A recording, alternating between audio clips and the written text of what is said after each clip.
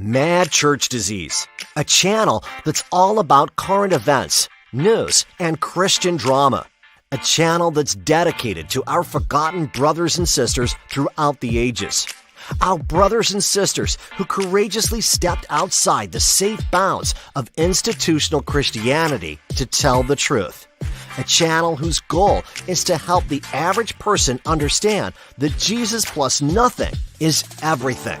So, like, comment, subscribe, and smash the notifications button to be a part of this channel.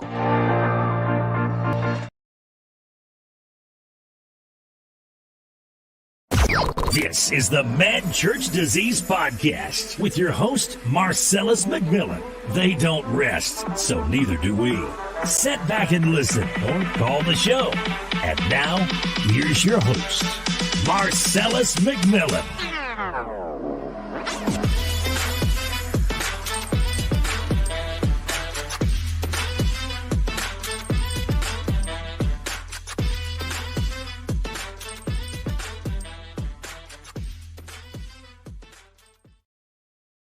Everybody, it's Marcellus McMillan here with the Mad Church Disease Podcast. Thank you so very much for joining me on today. Hopefully you guys can hear me well. I do believe that you can. I'm just going to double check across the room. So if you guys can hear me well, just make sure you let me know in the chat. I'm going to turn the TV on across the room here so I can hear myself because that helps me. So yeah. Let me do this. Hold on. Why is that still behaving that way? Huh? Okay, so we'll leave it there. Okay, yeah, it looks like y'all can hear me great. Okay, hey everybody, welcome to the Mad Church Disease Podcast. I am your humble host and servant, Marcellus McMillan. Thank you guys so very much for joining me for today's podcast. I want to first of all send a shout out to all of the awesome members here that are current with me. Inez, Wanda, who else is up in here? Where are my members? Where are these members at? Let me look up in here. Where the members at? So right now I see Inez. I know Roxanne is a member. Wanda Word, all of the wonderful members and all of the people that are in the chat. Shout out to the awesome moderators who are in the chat. Shout out to you guys. Shout out to Clarissa, Dewan, Betty. Let me see who is in here. Kimberly Sampson. Hey, Ashley. Thank you for joining me. Pencil T. Thank you so very much. Ava Collier, you as well. Betty Yellick. Got these glasses on today. Nichella. I hope I said your name right, Nichella. Nichella, shout out to you. El Maria, thank you so much for joining me on today. So we just got a lot of stuff that we're going to be talking about here for just a minute. Who else is up in here? Walk in Truth Radio Network. Thank you so much for joining me as well. Just all of the wonderful folks. Sean Jackson, thank you for joining me as well, Sean. So shout out to the 120 of you guys that are in here. If you're watching me on Facebook, can you do the awesome favor of hitting the like button as well as the follow button and make sure that you follow this particular page. If you're on Facebook, please give me some hearts. Give me some thumbs up over there. Make sure you're hitting the heart and the thumbs up button. I'm waiting to see some hearts because now I figured out how to look for it in StreamYard. I know whether or not you hitting the hearts button over there on Facebook. Vita, I need y'all to hit the hearts and the thumbs up. Thank y'all so much. Where my Facebook people at? Y'all can't get away now, Facebook, because I know you over there. Sean Jackson, go ahead and hit me. Give me some hearts over there, Sean. Give me some thumbs up over there. I appreciate it. Thank y'all so much. I really appreciate it. All right, guys. Thank y'all. I hate to start off today's program like this, but I'm going to have to start off the program like this. You guys know that the Mad Church Disease channel talks about a lot of controversial topics. We talk about some things that, of course, will make some preachers and pastors very uncomfortable. They are not used to people talking the way that I talk. They're not used to people being unafraid to confront them, and they're not used to my kind of commentary and dialogue. And it seems that every single time there's a pastor, a preacher, or someone that comes in the chat or that hangs around the channel, for some odd reason, they feel the necessity or the need to start defending their craft or defending what it is that they do. I want to say to every preacher, pastor, bishop, prophet, evangelist, whoever you are, that, every wonder in God, listen to me very carefully. My job is to spark conversations. That's my responsibility. My responsibility is to create the conversations that you can take back to your congregation, that you can take back to your church, that you can take back to your Bible study or your Bible study group or whatever you're doing, and really have some really good questions and dialogue with your pastor, your priest, your whatever. Understand something. My job is not necessarily all the time to give us the solutions, because we as believers are always looking to discover those solutions. And I said all of that to say this. We have had a young lady who has been hanging around the Mad Church Disease channel for a number of weeks. A lot of you in the chat might be familiar with her, and you might remember her. Her name is Alicia Patterson. Alicia Patterson has been hanging in our chat. She's a pastor over in North Carolina, actually from my hometown. When Alicia Patterson first came and started hanging out with us, I made it a point, in the beginning, she was really rude and disrespectful, and I blocked her in the beginning on Facebook. And I said, the Holy Spirit spoke to me and was like, no, you go back and you bring her back, because, you need to bring her back. So I said, okay, I'm going to bring her back. So I brought her back. And yesterday, or the day before yesterday, when we did our show, she called into the show. She's always calling into the show. And I don't mind when you guys call into the program. And I don't mind if you disagree with me. I don't mind if you challenge me. I don't mind if you think I'm as dumb as a box of rocks. I don't really care. So that you understand, I don't really care what you think about me personally.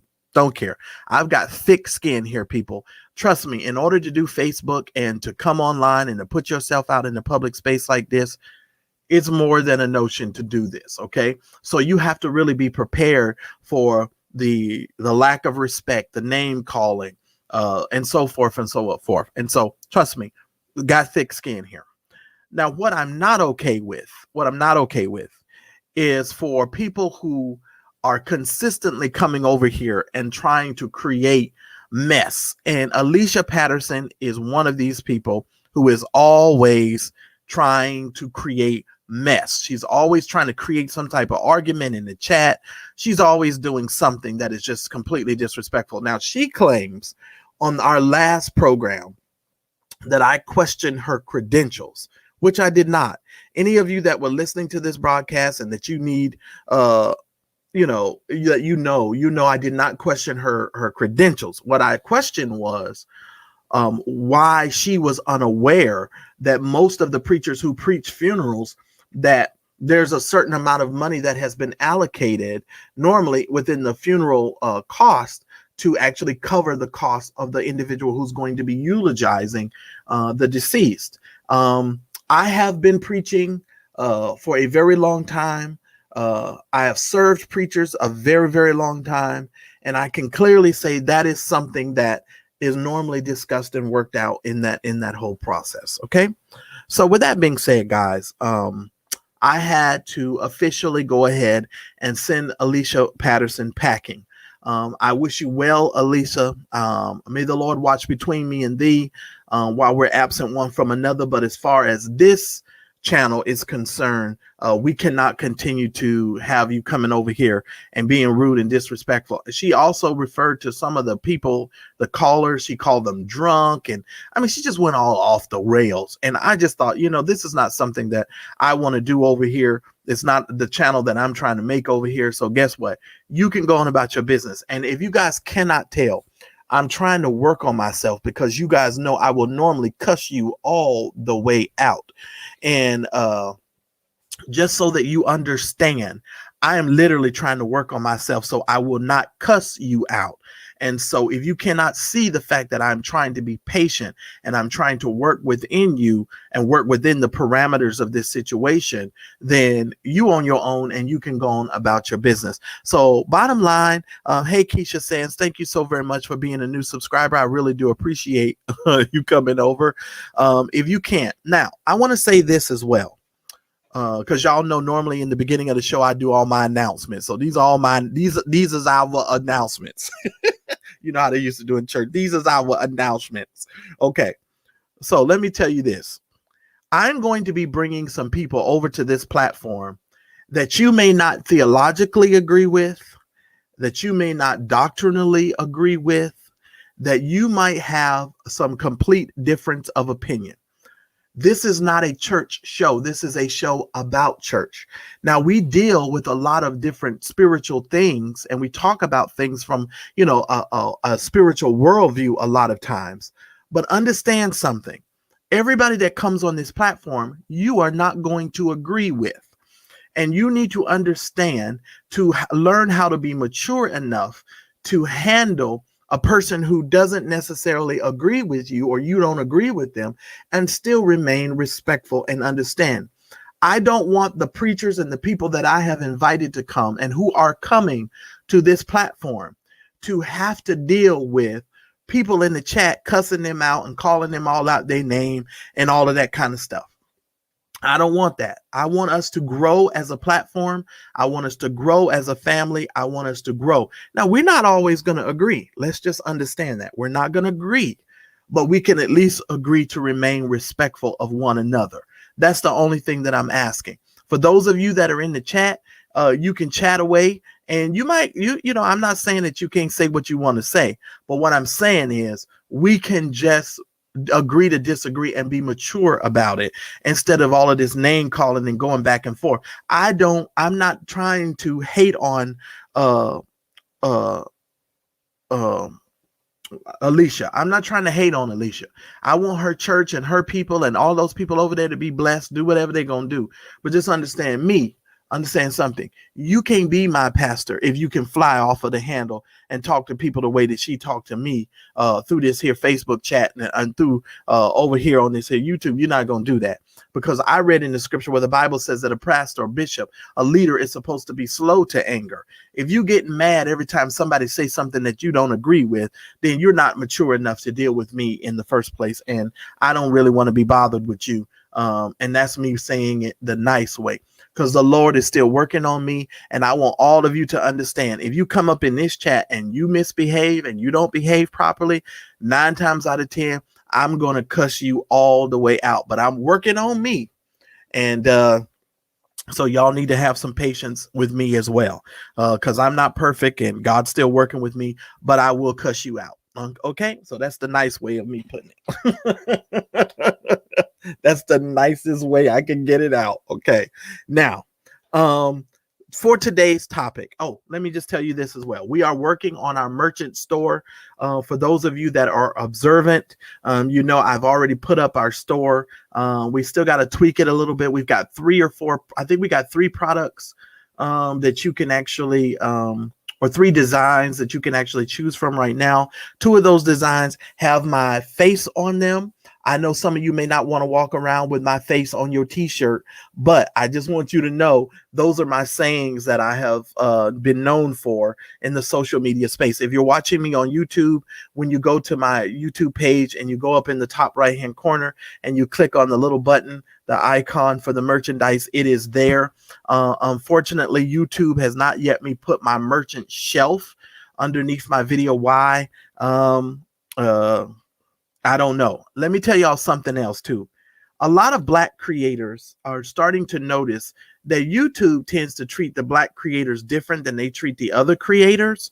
And it's very, very interesting. And they've been actually getting into some groups and talking about how some of the Black creators don't get access to some of the things that the other creators are getting. Now, I'm just observing and sitting back because, I'm not one of these people. I don't like pulling out the race card. I don't believe in that. I don't believe that white people get together and have some sort of meeting on how they can all, come up against us. I'm not one of those kind of Black people. You need to understand that. Now, yes, there are systemic things, of course, in our society that work against us, but not all white people hate us. Not all white people are bad. So y'all need to understand that is not my way of thinking. So you guys need to understand that if you're gonna have a bash white people meeting, don't invite me, because I'm just not gonna be a part of that meeting, and vice versa. I'm not going to any more bashing of nobody meeting. I don't do that.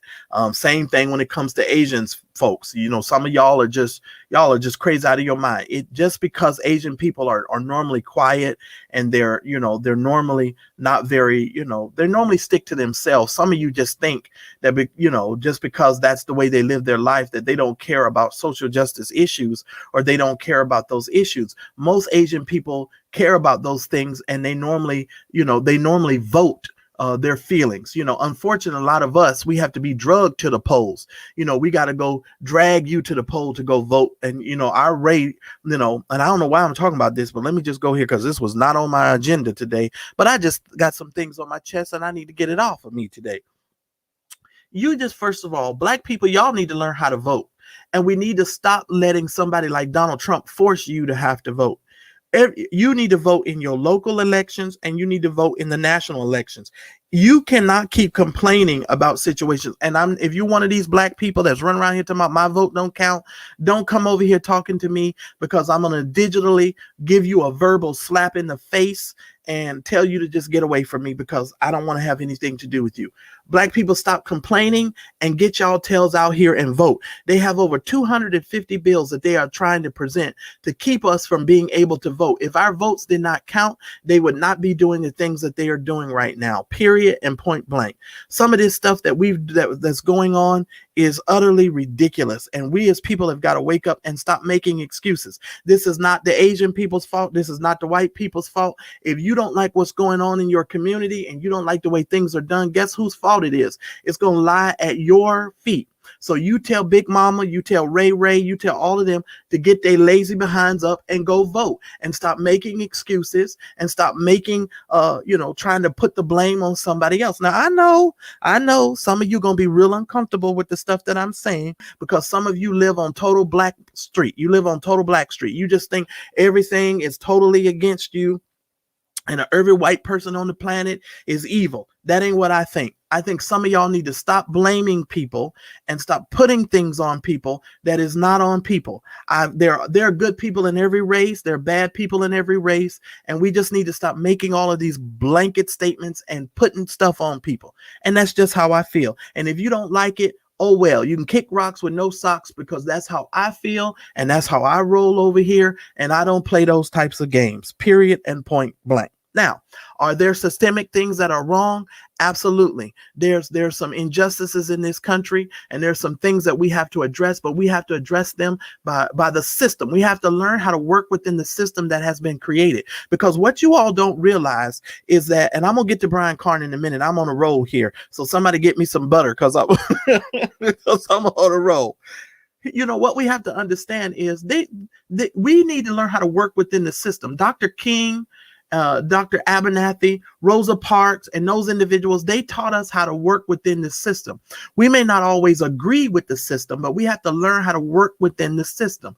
And what you will notice that even in this situation in time, when we work in the same system, then they want to change the rules of the system. And we've got to be right there with ourselves. And we got to work within that stuff. Okay.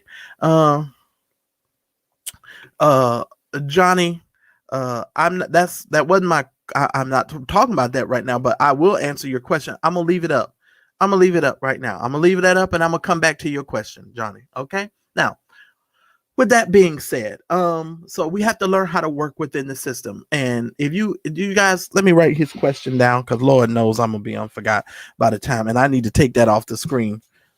Sorry, Johnny, you done made me stop.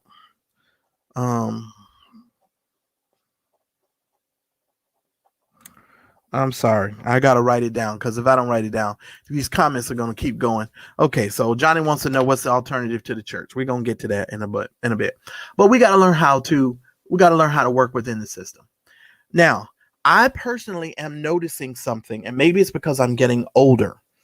I'm noticing that a lot of people who don't care anything about Martin Luther King or Martin Luther King's values are constantly trying to quote Martin Luther King, and they're weaponizing Dr. King on us. And when I say on us, I'm talking about those of us who care about the teachings of Dr. King and what Dr. King stood for.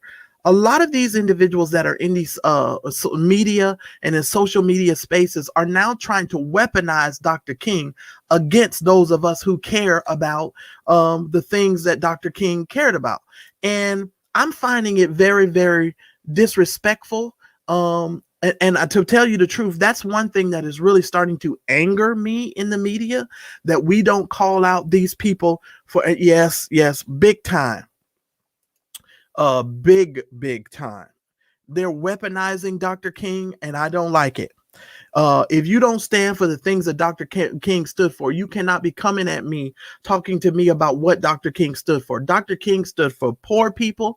Dr. King stood for the disenfranchised. Dr. King stood for people getting equal rights under the law. If you don't stand for those types of things, don't be trying to weaponize me. And here's how I know you don't stand for those types of things.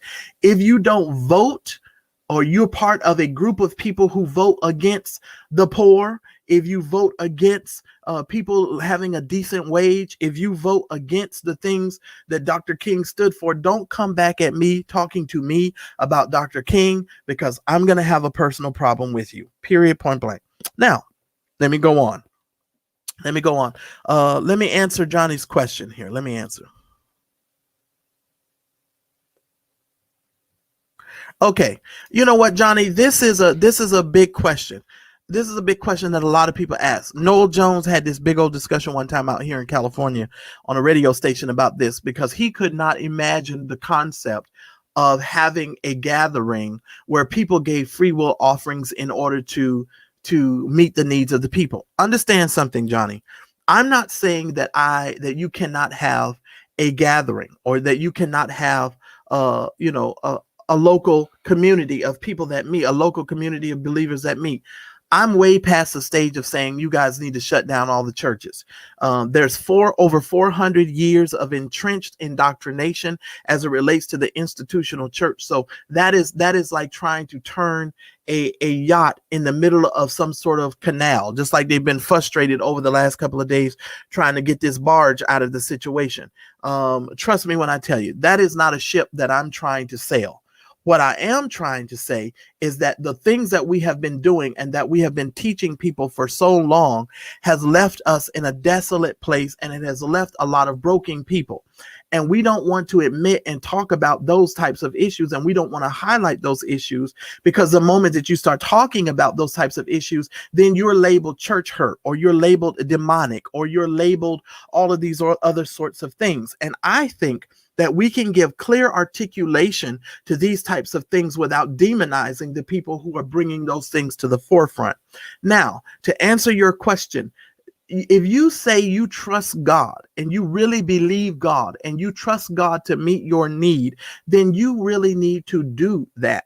You don't need to try and compulsively force people to live under something that is ridiculously unbiblical to try and get your needs met. If you really believe in the word of God and you really believe that God has the ability to take care of his shepherds, then you need to, of course, trust the Holy Spirit and trust God to meet your need, period, point blank. Now, as far as an alternative to church, like I said, I believe that ship has sailed.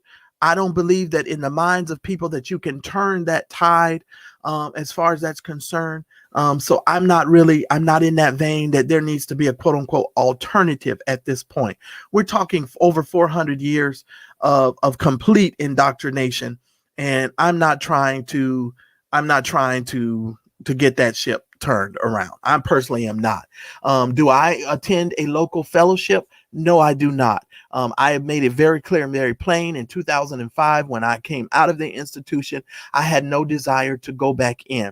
I know too much. I saw too much, and there's too many things that are going on in that institution right now that I personally think we're unwilling to acknowledge and deal with. And here's the funny thing: when someone does bring it up, or someone does try and have a real conversation or dialogue about it, the first thing that most people do and most leaders do is they attack the people that are talking it out and they're bringing it out. That's the first response, is to attack me or to attack people like me. And unfortunately, I'm not willing to just lay down and continuously allow people to do that and to demonize me. I'm mature enough in my walk with God now to say this: if you call me a demon, I'll be whatever you want me to be. I'm going to still be over here talking. I'm going to still be over here telling you that God does not want you to be lying and being greedy and consuming the people of God and putting burdens on the people that you yourself would be unwilling to bear. I'm going to talk about those things, and I'm going to say it.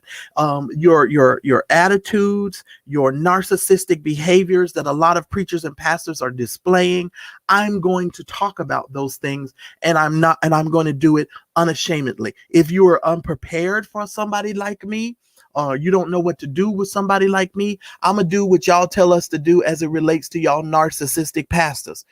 Go somewhere and pray and talk to God about it. Go talk to God about me. If you think I'm such a bad person, or I'm leading people astray, or I'm doing whatever you got up in your mind to think, you go talk to God about it. Because if I got to talk to God about you, then you need to go talk to God about me. How about that?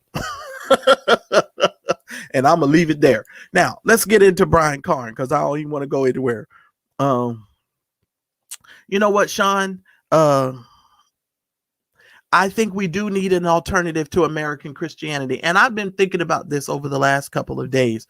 Part of our problem with the way that we view the church and what we have is our Americanized version of Christianity is what is hindering us from really pressing in and understanding Christ in a more authentic, a more, what's the word for it? A more organic way.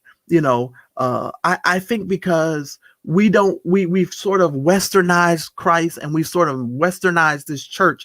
This church is consumer based. This church is built on consumerism. This church is built on the buy more to get more, to have more, and more and more and more and more. And everybody is in a constant search for more. And because of that, it has skewed our ability to really see, I think personally, to see God in a better way, in a deeper way. And for me, I can just speak for me personally. While I was in the institution, I knew God, but not in a way that I know God now. When I talk to you now, I'm talking to you from a real authentic place and a real relationship that is not based on a Hammond B3. It's not based on my position. It's not based on whether folks like me or whatever. My relationship with God is based on the Holy Spirit's and my understanding of how I view God, because I don't even view God the same way that I did when I was in the institutional church. So many of us view God as this angry person, and I don't even understand why I'm talking about this, because I had no plan on talking about this. You guys just done made me turn my whole show into a whole nother deal. I had no plan on talking about this, but I don't view God the way a lot of people do. Can I just be honest? Can I talk to y'all just for a second? I don't view God like a lot of Christians do. Y'all view God as being angry. I don't view God as angry. A lot of y'all view God as being vengeful and hateful. I don't view God as being vengeful and hateful.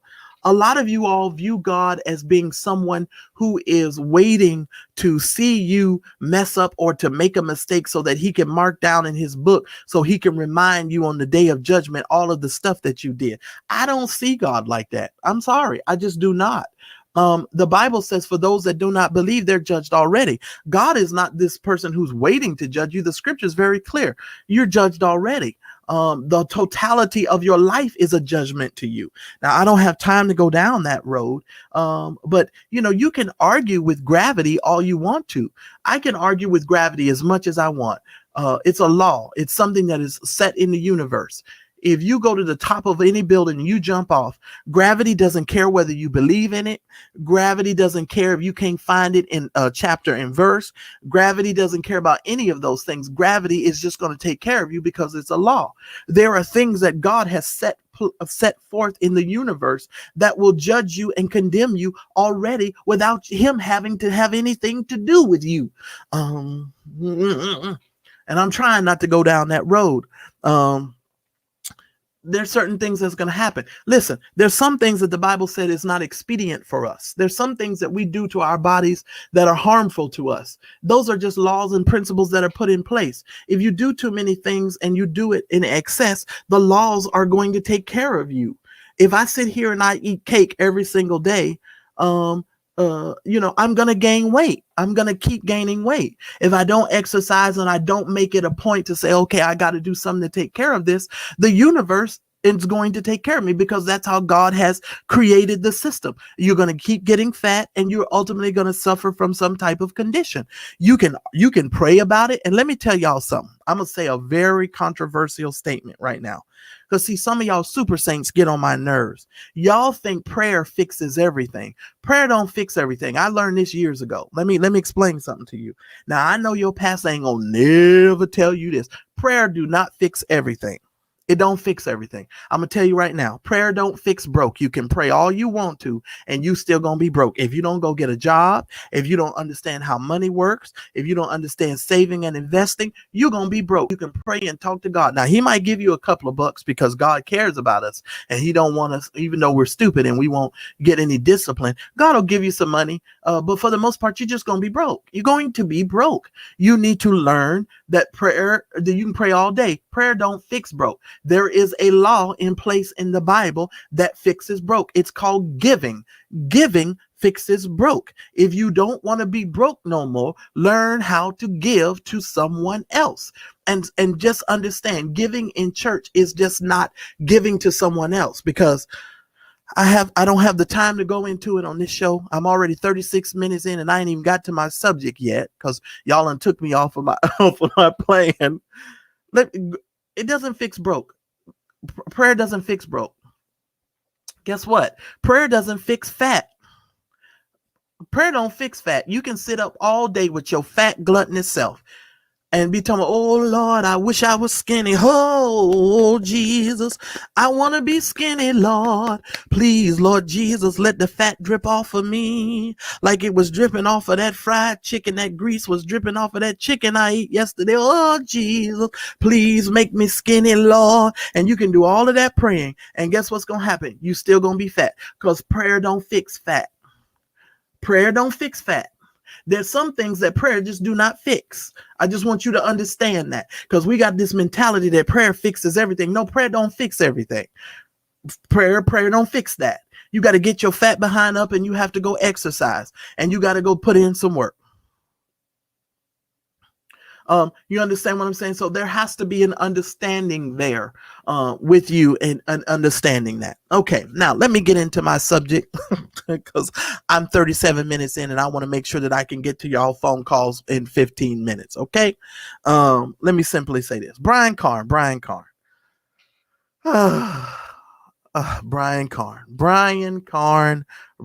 Okay, to the preachers and pastors that are watching me right now, some of you are going to ask me, why am I talking about Brian Carn?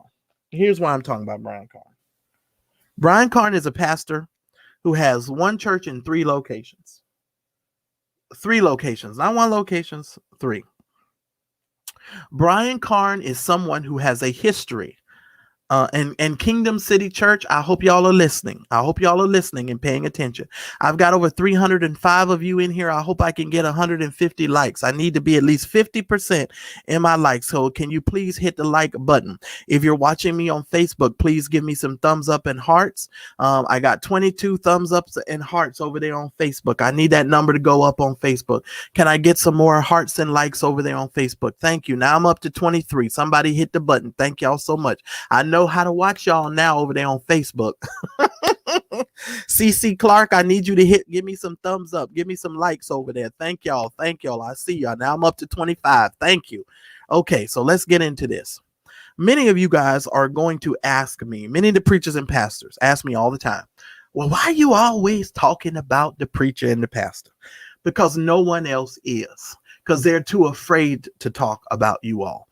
Because they're too afraid to tell you don't need to be begging and asking for all of this money, and every preacher don't need to be on television, and all of y'all, a lot of this stuff that y'all say is ridiculous, and somebody needs to be able to come out here and say, I have a difference of opinion and I don't believe and see it that way. Brian Carn is a very unique individual, and he is a unique study when it comes to the Black church.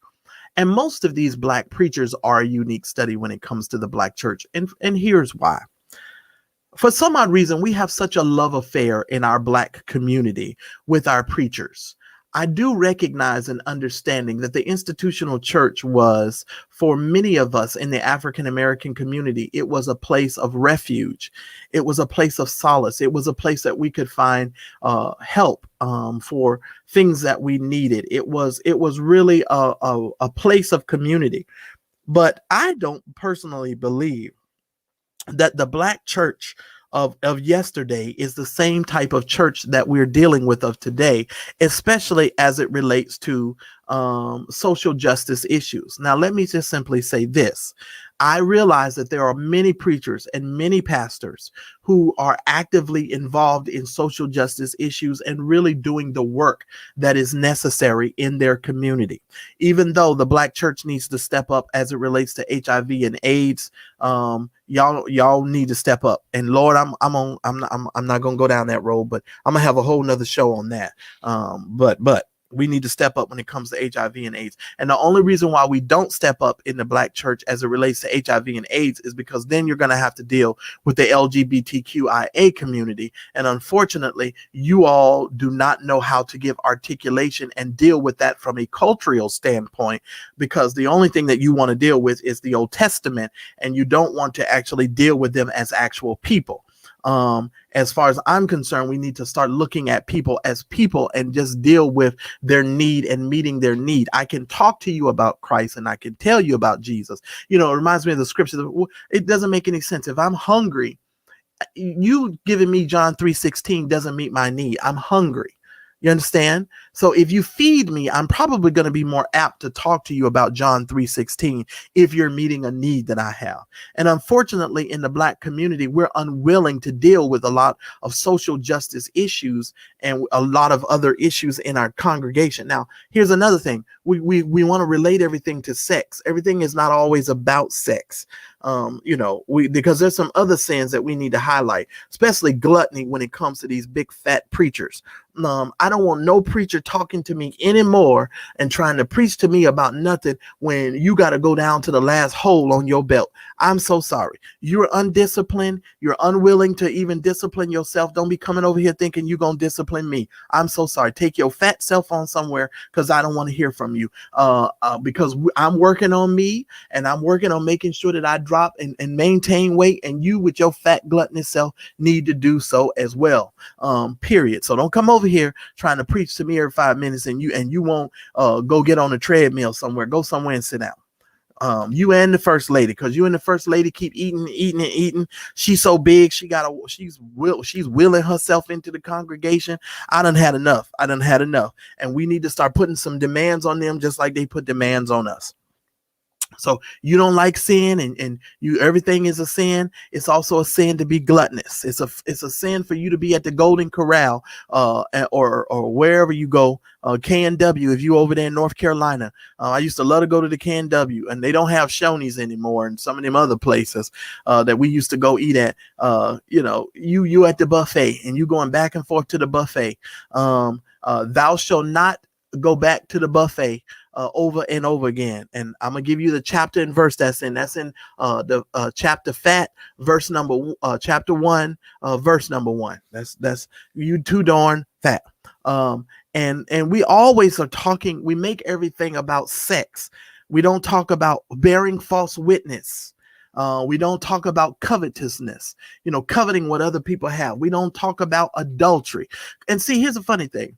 It's a funny thing to me how these people spend all their energy and time focused on one sin, but these fools is around here doing a whole bunch of stuff. Let's be clear about something. Brian Carn is a man who caused Joseph Senegal's wife to be an adulteress. He's a fornicator, but she's an adulteress because she's married. So he's one of these people who he has a chapter and verse for everything for other people, but he don't seem to have a chapter and a verse when it comes to his own behavior. let's just go here for just a second, because I don't want to rush this. I want to go through this a little bit. We have a history of watching Brian Carn continually do the same repetitive behavior over and over and over and over again. And these preachers are always doing things in damage control mode when we get hip to their behaviors and the things that they do. And I'm bringing Brian Carn up now because he recently, because of his entanglement allegedly that he had with Joseph Senegal's wife, he was supposed to be somewhere sitting down. He was supposed to be somewhere getting counseling. He was supposed to be somewhere getting mentored by other people, other preachers. But I just so happened to look the other day and see Brian Carn is standing at a gas station with all of these people giving out, quote unquote, free gas on God. And I said to myself, I know, Don, I know there's no more Shonies. I know. He's out here giving out free gas on God. Now, and I have another question. How can you give away free gas on God when you had to get $184,000 PPP loan, payroll protection loan?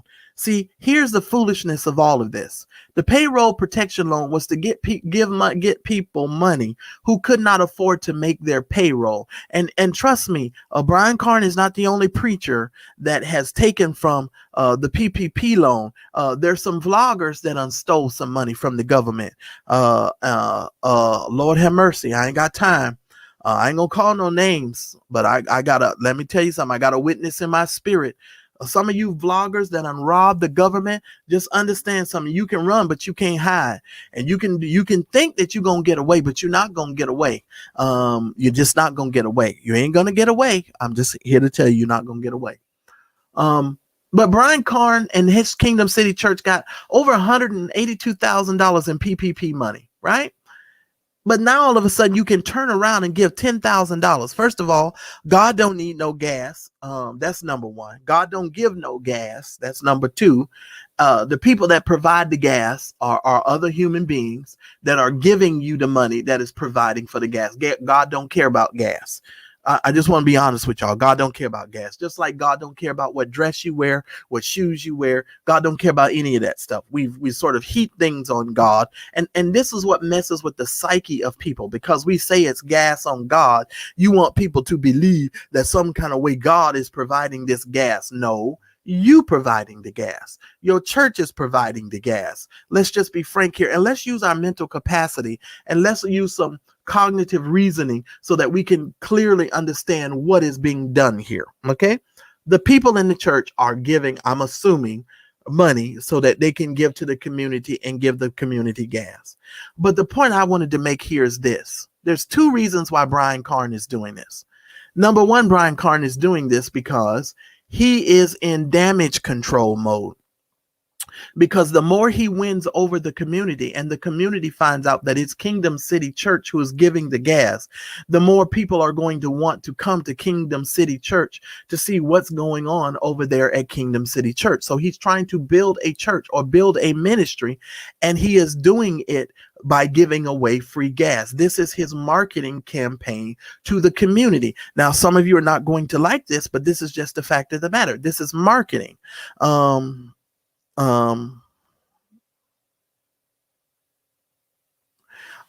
Natural element, then that might be the fact that I haven't downloaded the new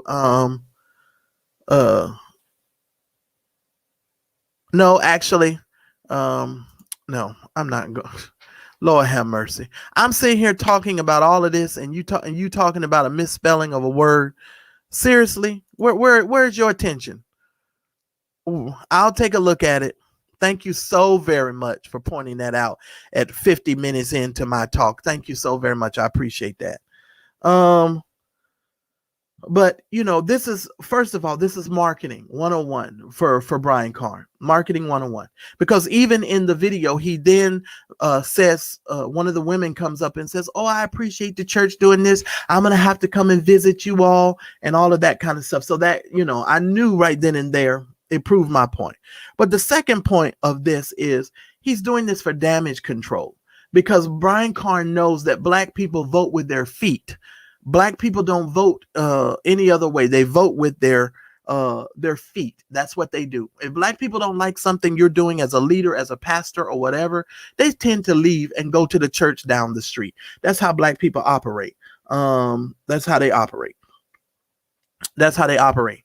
And I've often told people, the moment that Noel Jones ever says that he's about to get married again, and if he chooses a woman that's not in his congregation, I'm telling y'all right now, about 50% of the women that are in his church are going to walk out. Because a lot of them women have these notions in their brains and in their head that some kind of way that they're because they have affections for their pastors and their leaders. And a lot of you preachers use that to your advantage. You know it. That's why what's his name? Marvin Sapp and Greg Davis and all of these other preachers, they use that stuff to try and woo these women over, because your congregation is made up of 99.9% women. You know, so you're appealing to your audience. And when you understand that, and when people understand that, and they can give articulation to that, they can deal with you and deal with you how you need to be dealt with. Because some of you jokers is flat out doing what you're doing because you're trying to get laid. And Brian Carn and Jamal Bryant are two of those individuals who are constantly trying to use their churches and their platforms to help them get laid. That's the nicest way I can put it. I'll tell you another thing. Over the last couple of Sundays here, over the last couple of weeks, one of the preachers that came in to preach for Brian Carn was Jamal Bryant. And I said to myself, Jamal suffers from the same condition that Brian suffers from. Why would they call him to come preach? You understand what I'm saying? The whole reason why you're supposed to be sitting down and you're not supposed to have nobody over there is, because Brian Carn don't know how to keep his thing in his pants, right? And he got a scripture for everything.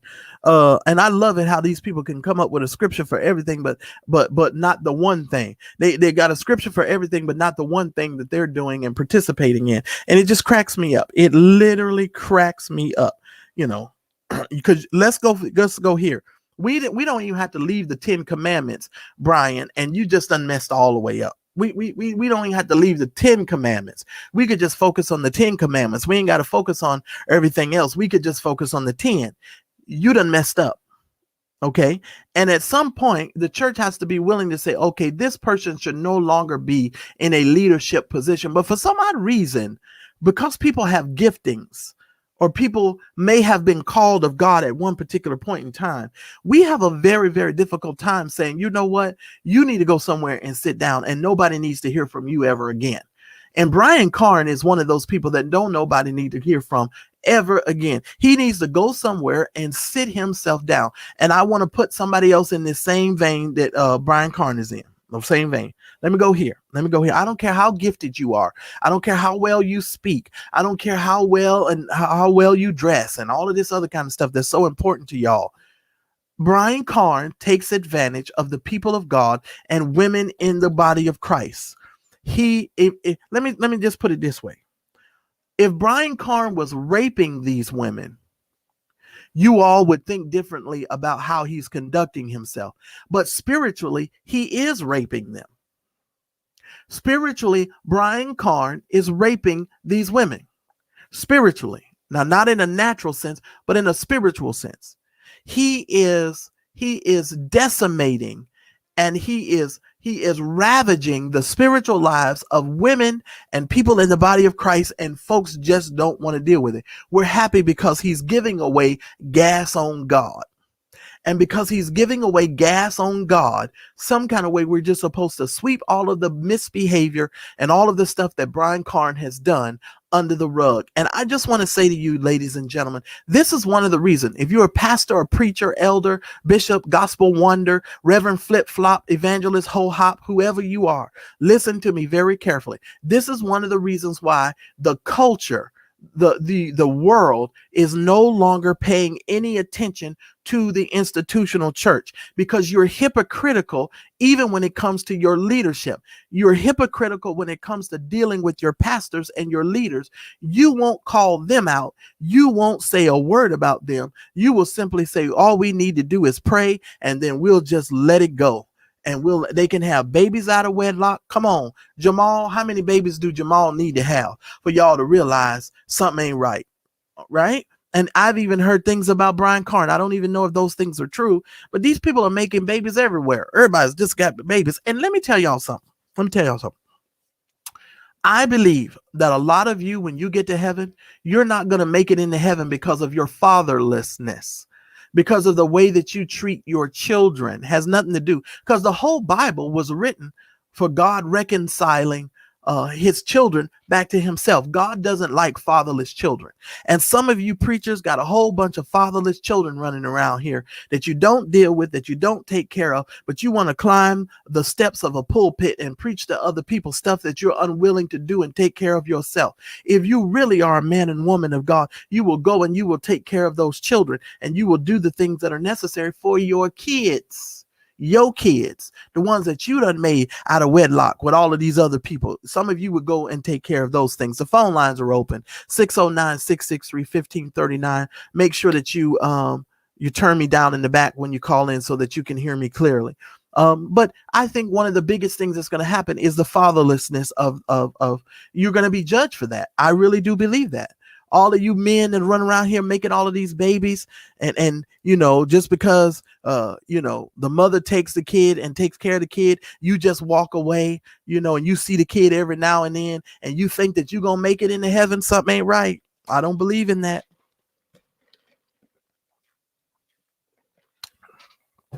That can't be true, because the whole Bible was written about God reconciling some lost children back to him. I'm just saying. That's what I'm saying. So that can't be true. So it has to be looked at that way. Shout out to the 390 of you that are watching me. The number was way higher, but I forgot to give y'all the shout out.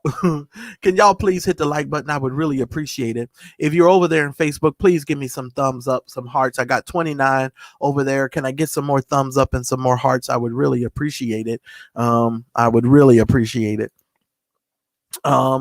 So really, Dr. Lady Smith, thank you so very much for your super sticker. I really do appreciate it. Thank you so very much.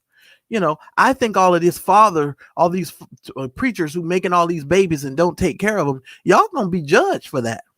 I know y'all don't think so. But see, here's the thing with me. Y'all so busy concentrated on sexual sin that you oblivious to all the other stuff. Totally oblivious to it. Like, it never dawns on you that God could literally, that it's sin for you to make babies and not take care of them. And that is sin. You're in sin. You're in sin. You're in sin. And I know people don't think that you are, but you are. You are. That's why the Bible tells us that we're supposed to train the child in the way that he should go, so that when the child is old, that they won't depart from it. If you're training the child in the ways of the Lord, there's no way in God's green earth that a child's going to grow up to start going out there making a bunch of babies and not taking care of them, because they're going to repeat the behaviors that they've been taught and that they know. So if they're seeing you do all sorts of things and live all sorts of ways, no wonder why so many preachers' kids and so many people don't want to serve God, because they think that everybody behaves the same way you do. And not everybody behaves that way. I'm just a Christian who's just honest enough to say that I don't have all my stuff together. And I'm not trying to tell you that, that I'm perfect. I've got mistakes and I do things that aren't right. I'm just honest about it. And I'm willing to put myself out here and tell the whole wide world, while the rest of you are trying to prove to everybody you so holy. Oh, y'all got this holiness thing down. Oh, y'all think y'all so holy. Oh, man. And you can't tell none of these Church of God and crooks people that they ain't holy. Lord have mercy. Ooh, Father and the God. You can't tell these Church of God and crooks people that they not holy. Oh my God. When the Church of God and crooks is full of crooks, they got a whole bunch of crooks over there with them Church of God and crooks. And yeah, I said it and I don't apologize for it. I do not apologize for it. I don't apologize for it whatsoever. And then you got some of these people that think they so intellectually astute, that they done cornered the market on God, and the rest of us are just so off, that none of us can have a piece of Jesus in our lives because we don't know him the way that they know him. So the rest of us is like, oh Lord, you ain't saved and you ain't gonna make it in. And then you got some of the other people that go to the extreme. You want women to just shut up. You don't want a woman to have nothing to say. She just can't say nothing. Well, the Bible say that a woman should just be silent in the church. And she should go home and ask her husband. Well, yeah, but you got to understand the history and the context in which they were speaking and what was going on at the time. Excuse me. I bought a milkshake yesterday and ate it because I normally don't do milkshakes. I'm still paying for it. When I tell you I'm still paying for that milkshake to this day, I'm still paying for it. That's why I'm trying to drink this Sprite. I'm trying to settle my stomach down. I'm paying for it. I'm paying for it. Don't get no milkshakes. If you know you don't do lactose or milk stuff, don't be fooling around with it. You need to use wisdom. I didn't use wisdom yesterday. I wanted that milkshake so bad, and I know darn well I don't have no business doing that stuff, but I got that milkshake. Praise the Lord. I'm just saying. The phone lines are open, ladies and gentlemen, 609. So when it comes to Brian Carn, 663-1539, I want to thank somebody just got a membership and it went past me. Who is this? Will it show up on my screen? Walk in Truth Radio Network. Thank you so much for becoming a member. I really do appreciate it. I don't know how that got past me. I didn't see it because y'all know if I get over here in this chat, I don't see nothing. All right. But thank you, Walk in Truth Radio Network. Thank you so very much. And y'all, this membership is really going to help me. Y'all don't realize what's about to happen to this channel in a minute. Y'all going to really be surprised. But it's a possibility that we've been offered to go on a very big, huge platform. It's going to be all she wrote if that goes through. And once we get the contracts and everything goes through, we'll talk about that at a later time. I just can't tell y'all now.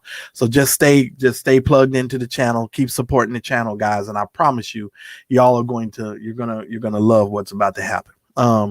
But Brian Carn got some personal issues and we need to deal with it. And so does Jamal Bryant. All of these people trying to stun on us, coming to church in helicopters and things. We're just doing too much. And the black community and the black church is doing too much. And we need to be honest about it. Whatever happened to being humble? Whatever happened to just, not wanting to show off, having some level of humility about the way that we do things. You understand what I'm saying? That's one of the reasons why I don't get out here on YouTube and be bragging and talking about stuff and what I have and what I don't have. I don't like that kind of stuff. I'm not that kind of person. And I'm just not that kind of Christian in the first place. I don't believe in doing a whole bunch of bragging. That's just not something that we as believers, I just don't believe that we should be doing that. Me personally.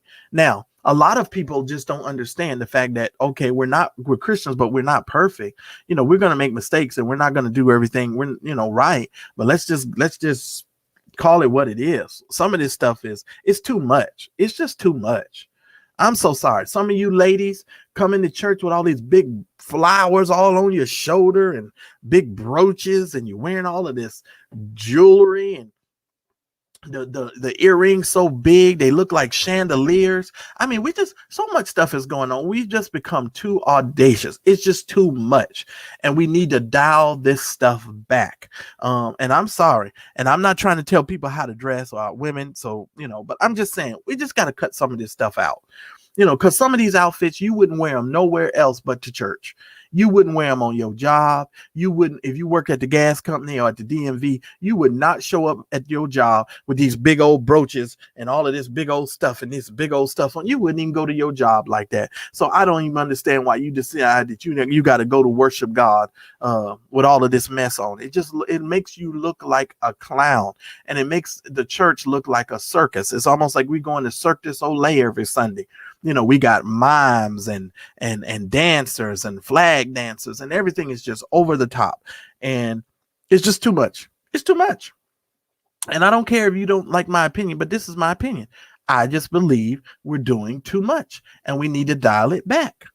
And we keep making excuses for everything. Oh, well, God wants to use all of our gifts and all of our talents. Yeah, that's true. But some of this stuff just needs to be, you don't need to have this every week. You don't need to have flags and people dancing all across the pulpit. Like, it reminds me, y'all ain't gonna like this analogy. Y'all remember, if you old enough, y'all remember when Solid Gold used to come on, the beginning part of Solid Gold, and the dancers would come out and they would just have they would be dancing Solid Gold. Y'all remember?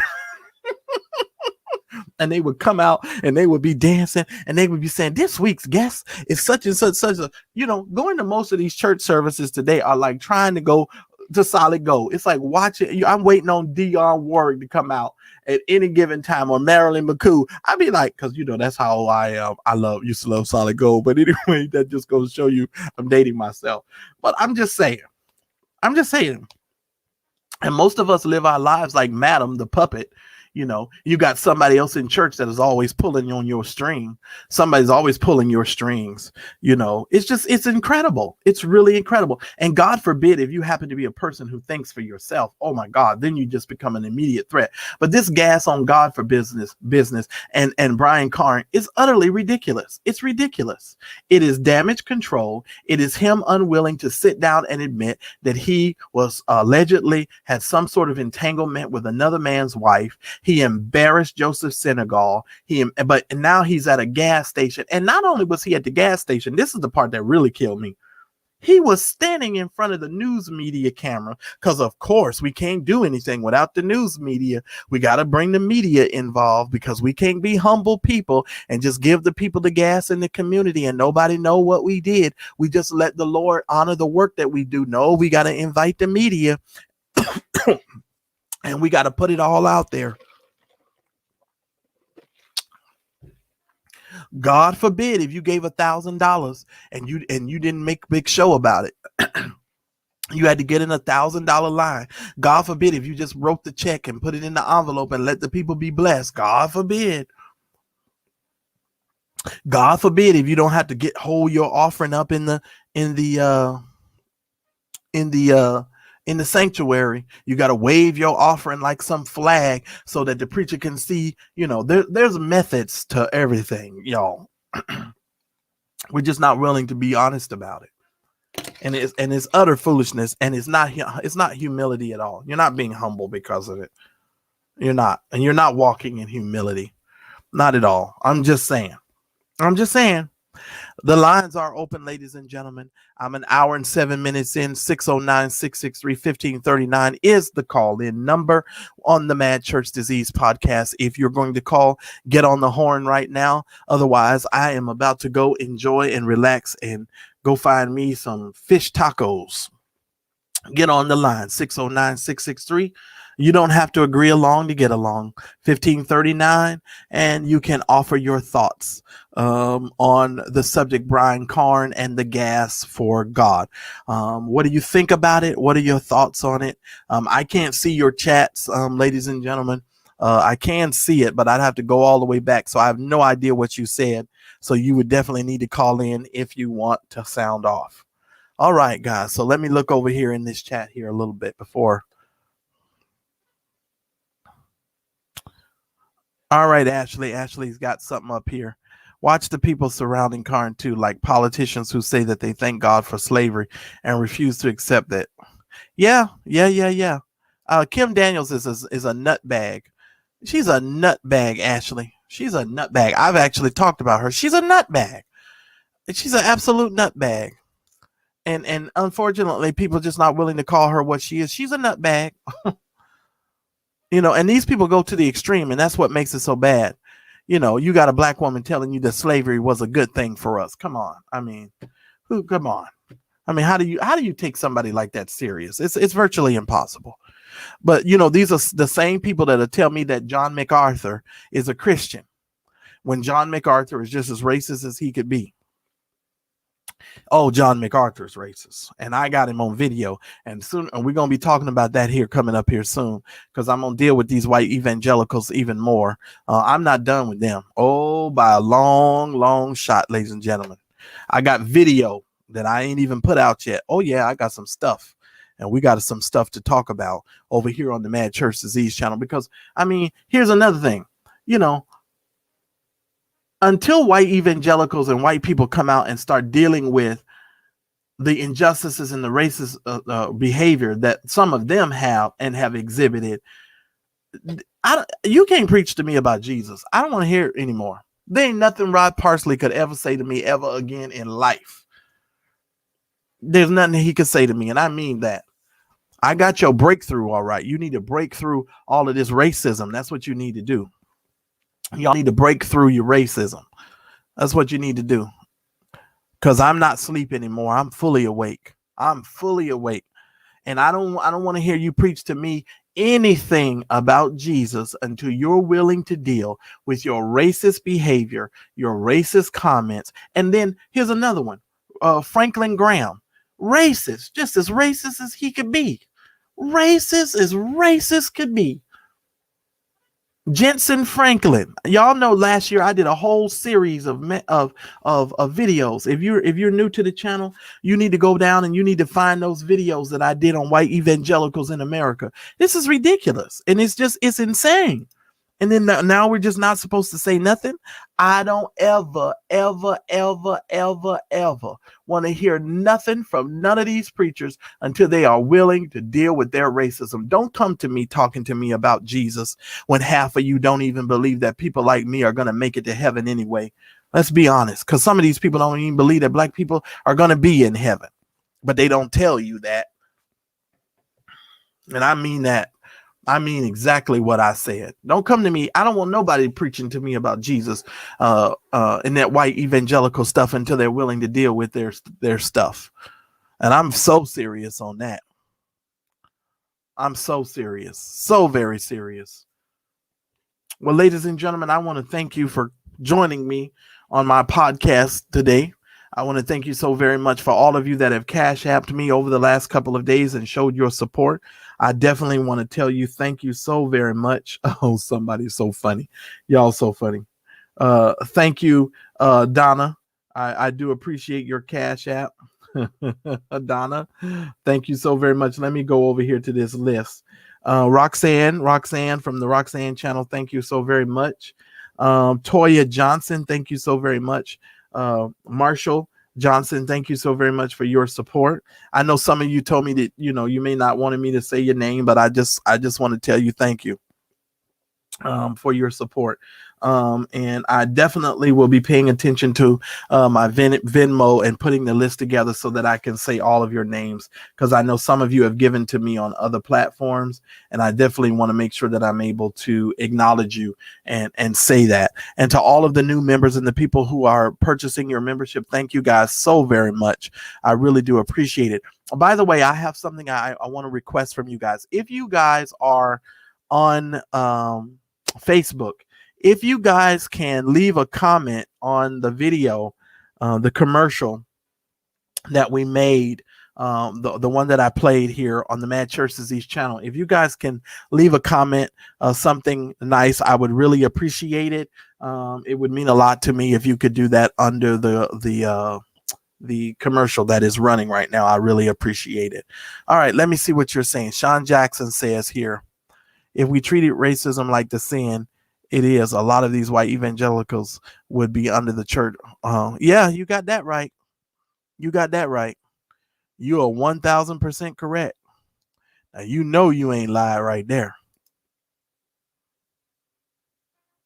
That Kim Daniels is a mess. I don't fool with her. People would just be making up all kind of stuff. I ain't heard about it. There's an illegal app. Ooh, y'all need to let me know what that is. Send me a link so I can go research. Oh, by the way, tomorrow, guys, we're going to be talking about Donnie McClurkin. We're going to be dealing with Little Nas X and his Satan shoes, according to y'all. We're going to be talking about everything that's trending tomorrow, that has been trending in the last couple of days. I'm gonna give you guys my thoughts on it. But that Little Nas X thing, boy, when I saw that video, I said, now look, let me tell y'all something. I don't want to get into my commentary on that.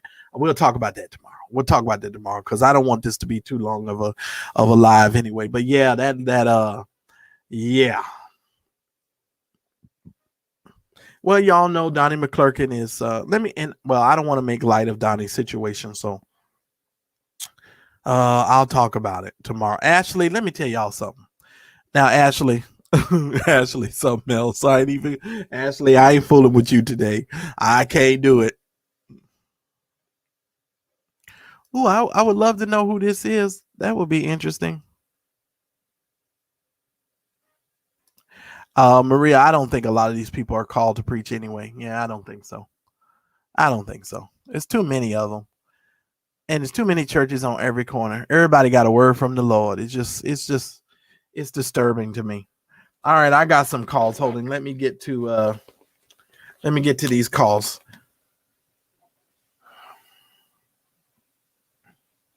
Let me hit the button so I can hear you, caller. Caller ending in, which one did I hit? 8550. You're live on the Mad Church Disease podcast. What would you like to add to the conversation? Hey, Marcellus, this is Stephanie Collins. I wanted to say I was laughing when you said that God doesn't care about gas because I grew up in a rural town in Oklahoma, and football was everybody was at the football game every Friday night. I mean, the entire town was there, and we'd always pray before the football game, and I would say ain't the other team praying too? Right. And so, does God just put the coin? Right. Like, what is going on here? Exactly. And I just thought, he's they would always say, I could fuss him with this and say, what does God care about this dang football game? Right. And they'd say, well, his will is in everything. And I mean, I guess, that's true. But it's just, I was thinking, the God of the universe, omnipotent, omniscient, and he cares about what happens in a football game in a 1,500 population town in the middle of Oklahoma. Right. Okay. That's a good theory. And I'm sure it makes everybody feel real good, that God is on your side in the football game. But it never really seemed like God would really give a damn about it. But that's their theory. So, well, Stephanie, you bring up a good point. I got out of there as fast as I could. You know what, Stephanie, you bring up a good point. Here's what we have done. First of all, we shape God in our own image, and that's part of the problem, because now God has favorites in a lot of Christians' minds. And a lot of Christians, they act and behave as if God has favorites, because God favors our football team over this other football team, then we should win. Now, the funny thing is, if you don't win, then something must be wrong. God don't like you, or there must be some sin in the camp, or something ain't right. No, the other team was just better than you, and they kicked your butt. And they had the heart of a champion, and they wanted to win the game, and they won the game. It doesn't mean that God doesn't love you, that God doesn't like you, but it's because of this whole idea that God has favorites. No, we have favorites. We have favorites in our churches. We have favorites that we like. We got our favorite preachers. We got our favorites this and our favorites that. That's something that we have. And we've shaped God in that very same image. Yeah, that's true. I agree with that. And I think there's something sort of rooted in, a supremacist, on a lot of different levels, racial, right. Gender, that God is riding with us, right. And it just seems like, don't fit God into your little box, right. football team, small town, it just seems like, that it like you're saying, you try to make him into your image instead of the other way around. Right. And so, it just says, he's a big football coach in the sky on Friday night. Right. And I used to love when Evander Holyfield used to always pray before he would go into a match, and oh God, you just doing all that praying, and then they would walk into the ring to gospel music, and I used to hate it. Oh my God, I used to just hate it, because I'm like, so what if you get knocked out? Is God knocked out? Did God just didn't want you to win? You understand what I'm saying? You just got a TKO. Did God just get TKO? I don't like when they do that. It's just like, no, go in there, you prepare yourself the best you can prepare yourself. And if you lose, you lose. Just don't put God on it and don't put God in it. That's all I'm saying. Yeah, I agree. So anyway, I just thought I'd call in and say that because it just, when you said God don't care about gas, it just reminded me of my, troubled childhood, trying to figure out why God cared about our football game. I remember, Steph, thank you so much for calling. Now I'm going to move on to this other caller. Steph, let me tell you something. I remember I was teaching a Sunday school class one time, and this old lady got really mad at me because she had stood up in the class and told the class that God cared what dress that she had put on that morning and what shoes she was wearing to church. And she got real mad at me after she had made her little comments, and I said, well, God don't really care about your dress nor your shoes. And she got real offended because people really think that God cares what outfit they wear, and it's just so annoying. It's incredibly crazy. Caller ending in 3472, you're live on the Mad Church Disease podcast. What would you like to add to the conversation? Hi, Marcellus. I kind of hear an echo, so maybe that's my phone. It is. Wait a minute. It is. We're fine. You just talk regular, and we don't have no echo over here. Okay, then I'll just say this. I would like to tell you something that Brian Carn did many years ago. Mm-hmm. When he first came out, when he was with Benny Hinn, and Benny Hinn was pushing him in his programs, and there was a church. I live in Chicago. There's a church that have revival every year. And this particular year, Brian Carn was the guest speaker. He was a great prophet. You can't wait to see him because so Brian Carn, when the people come in, he would go walk down the aisle and say, I'm getting a message from the Lord. And he would say, I'm looking at, I'm just going to call out from numbers.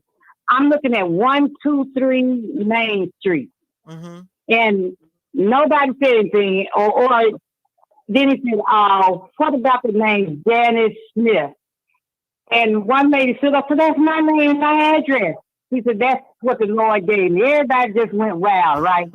So he did that again. Mm-hmm. And again, the third time he did it, he said, I'm looking at 679 Eagle Street. And the lady kind of looked funny because he was standing right over the person he was talking about. Mm-hmm. And she didn't say anything. And then he gave out the name. And she stood up. She said, that's my sister. How do you know about her? Wow. And he said, don't you have a 1999 Chevy Hell or whatever? I'm just naming. Right. He said, no, that's my sister's car. I drove it. You know what he was doing? Mm. He had a tow truck driver that he had paid out there in the parking lot. We didn't find this out till later on, though. Not that night. Right. He had a tow truck driver that was taking down the license plate number of these people, these women especially, and saying, okay, there's a lady in a yellow outfit with a white hat coming in with one of those big ribbons on her shoulder like Marcia be talking about. Right. Right. On her shoulder. And he would describe her. Brian Carn would get the message and go straight over there. And boy, you talking about getting some donation. But they found him out from that one lady who said, that's my sister car and that's my sister's name. Right. I mean, that's my sister's address. Right. And that's my sister's name. Okay. Brian Carn was never invited back to that church again. All right. Well, I'm gonna tell you and I'm gonna tell you something. I'm gonna tell you something else. There's one of my friends of the Church Folk Revolution. His name is Leonard the Truth Seeker. Leonard has a channel here on YouTube. He's been taking a break for a while. He's got a son in college, and he's Leonard's we all self-employed. A lot of us have our own job, our own businesses, etc. But Leonard has a video up on his channel where he clearly shows you Brian Carn reading the envelopes. Brian Carn is up there reading the people's name and address, and then he walks away, and then he tries to act like he gets some sort of revelation from God on what the person's address is. And then he comes back and says, oh, I'm seeing such and such, such and such. And then the person, oh, that's me. And then people just get up and they get duped by all of this foolishness. And I'm just saying the games and the antics that people are playing it's causing a lot of people to just walk away from the institution. But go ahead and finish your thought, because I know I cut you off. Yeah. Anyway, Brian Carn was never invited back there again, but I just wanted to tell you, I heard you say, I listen to you all the time. I love you. I love your show. Thank you. I love Daryl and the 18. I listen to all you guys. But anyway, he, see, I done lost my train of thought.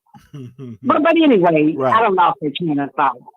But anyway, what I want to say is I'm so glad that you're going to talk about Lil Nas X tomorrow. Yes. Mm-hmm. I called you last week and I told you ought to listen to him. But yeah, that's it. I lost my train of thought about Brad Carn. That's okay. That's okay. Wait. I know. I heard you say once before, it was either you or somebody that didn't know why women were so attracted to Brian Carn. Brian Carn, number one, he got a lot of soul inside of him. He can sing. When he gets to singing, I've seen him in person. I've been there at the church when he was singing, and he makes you get up and sing, get up and move, just by him singing. He got that certain sex appeal. He's not that good looking of a man to me, but he got that certain sex appeal that women seem to be drawn to, that's why they follow him. Well, let me just say this: any man worth his salt, any man that makes money, that is living in his that's living or I'll say it this way, a purposeful life. Any man that is making money, any man that is doing the things that he's supposed to be doing in his life, a lot of times seems to be very attractive. He has a certain amount of charisma. Any person that is living, I like to say living on purpose, has charisma. And because if you take Brian Carn out of the church element and you put him at the local bakery, 9 times out of 10, you guys are not going to, I'm just saying, I'm just keeping it 100. He's not going to get very much play. What makes Brian Carn appealing is the fact that he's in this environment where these church women find that these preachers and these people are to be, to be chased after, etc. Because if you put Brian Carn at the laundromat, he's stepping to you while he's folding his laundry, 9 times out of 10, he don't have enough je ne sais quoi to even, approach a woman the proper way. And obviously he don't really know how to make a commitment to anybody or to really be in a committed relationship. And we've been able to see that just based on his own behavior and the things that he's doing right now. I'm just saying. But he can't sing no more, so you can sing too. Well, yeah, I can. Brian Carn when he sing them old time gospel songs, like I said, he just makes you want to get up and do it. That's the only good thing I got to say about him. Okay, well, wait a minute. You done brought something up, and I'm gonna let you go because I got to get to this other caller. Caller, I'm coming to you, so hang on. If I'm gonna be 100%, let me be 100. When you gifted and you can sing and you can preach, you know that these people get affections towards you. You know that. I'm not stupid. I know the fact. I don't think I'm the best looking man in the world, but I know I ain't that ugly. And I also know I'm very, very talented. And because of that, I know that certain people are going to be drawn to me. But it doesn't necessarily mean that I'm to use that and to weaponize that and to use that, just to get laid. Because let's just be honest, a lot of these people, they're just doing what they're doing just so that they can get laid. And I'm just keeping it 100.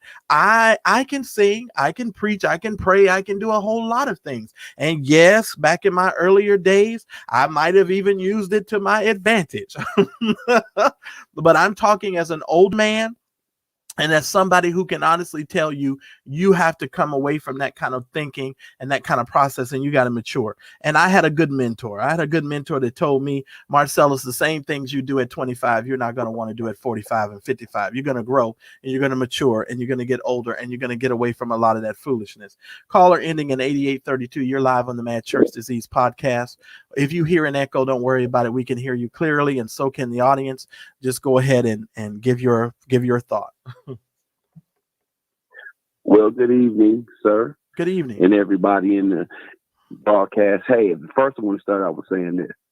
I agree with everything you were saying about my question and about your teaching. Let me start out with saying that. Okay. And also, there's such a great misconception of the church and so much false teaching that has been going on for years.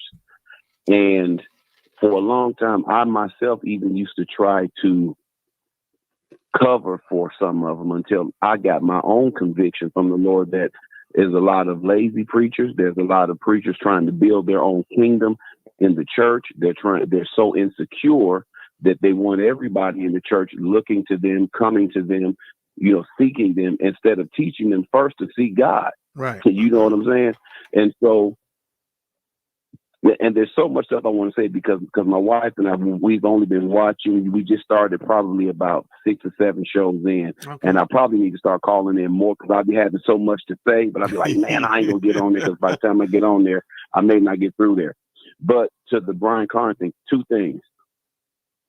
I hate when people try to use God for their plan or try to use God for validation.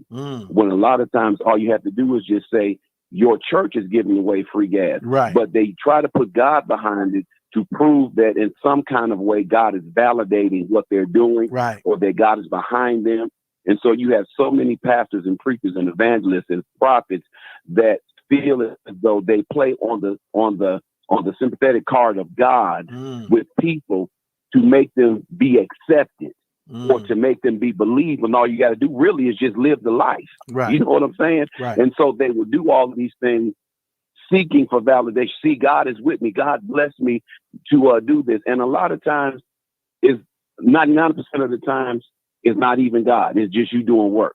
Absolutely. My next thing is one of my greatest pet peeves for the church of all denominations and all colors, especially churches that are in the hood or middle class. And in most cases, the people that live where these churches are don't even know the church is in the community without the cross being up in the air, because the church is not doing anything for the community. Right. But you'll send out flyers, you'll send out invites because you're trying to fill the church, and then you're trying to get more gifted people in there, and there's no teaching, no solid foundation, and you're telling these people things and false bill of goods when you haven't studied and sought the Lord for yourself. So when life comes, like you said, prayer doesn't fix anything. Well, not everything, but so when life hits, because life is going to come and it's going to hit. Absolutely. Life brings depression, death, it brings anxiety, it brings fear, it brings suicidal thoughts, it brings all of that. Absolutely. But when these things hit, and you've been selling me these false bill of goods with no anointing, now when I come to you after I've been tithing and giving and sowing and working, there's nothing for me to look forward to because you can't even pray a headache off of me. Right. And that's always been one of my greatest pet peeves, is the church is not being back in the community, which was what my original response was to the other brother with the doing away of the tithe. That's why I was just asking something. What is the alternative for? Because the churches shouldn't be, taking care of the pastors, but pastors are building up so many of their own kingdoms, right, and making themselves God and making themselves the thing to be. Well, caller, here's what I would say to that. So Let me tell you about building your own kingdom. One of the things that I often say, you'll hear me say, it's really the King Herod spirit. King Herod didn't actually go after Jesus because he thought that Jesus was the Son of God. That's not why King Herod went after Jesus. King Herod went after Jesus. He went after Jesus because Jesus was a threat to his kingdom. And so often, the King Herod spirit is taken over in the church so much that all of these men are trying to establish all of these little kingdoms. And like I said on another program, when I read the scripture, when the Bible says that these kings and these kingdoms have become the kingdoms of our Lord and of his Christ, I had never really looked at the church and looked at some of these preachers and this stuff as little kingdoms. But these preachers got little kingdoms, and all of these kingdoms are going to have to be brought down and going to have to submit themselves to the Christ and to the knowledge of Christ, and they're going to have to bow at some point. Now, I don't know, because I thought COVID had hit them up and shook them a little bit, but all they did was morph. And see, one thing about this church is a real good shape shifter. You know, and I don't want to go into that too much because I've been processing this and talking to God about this. You know, this church is real shape-shifty, you know. When, you know, instead of them Amen. you know, sitting down and being still and trying to hear what the Lord is saying, they just kind of shift into something else and try to morph themselves into something else. And, you know, because a long time ago, they said you couldn't have church on the internet. And they was talking all against all of us who was on the internet saying, no, we like to fellowship this way. And they said, no, you got to be in the house. And then all of a sudden now I see all of these churches now talking about e-church. And now everything shifted. And I'm like, well, wait a minute. I said, wait a minute. Now, wait a minute. Y'all said, okay, well, anyway, shape shifting. These are some shape shifting people I've ever seen in my life. But anyway, I digress. That's all right. And I fully agree, sir. But I enjoyed talking to you, and I look forward to doing it again. All right. Well, thank you so much. I appreciate all the callers. Thank y'all so much for calling in. We've got 343 of y'all in here live with me. Please make sure that you hit the like button as well. If you're over there on Facebook, please make sure you outshine the frowny faces that I'm seeing popping up over here.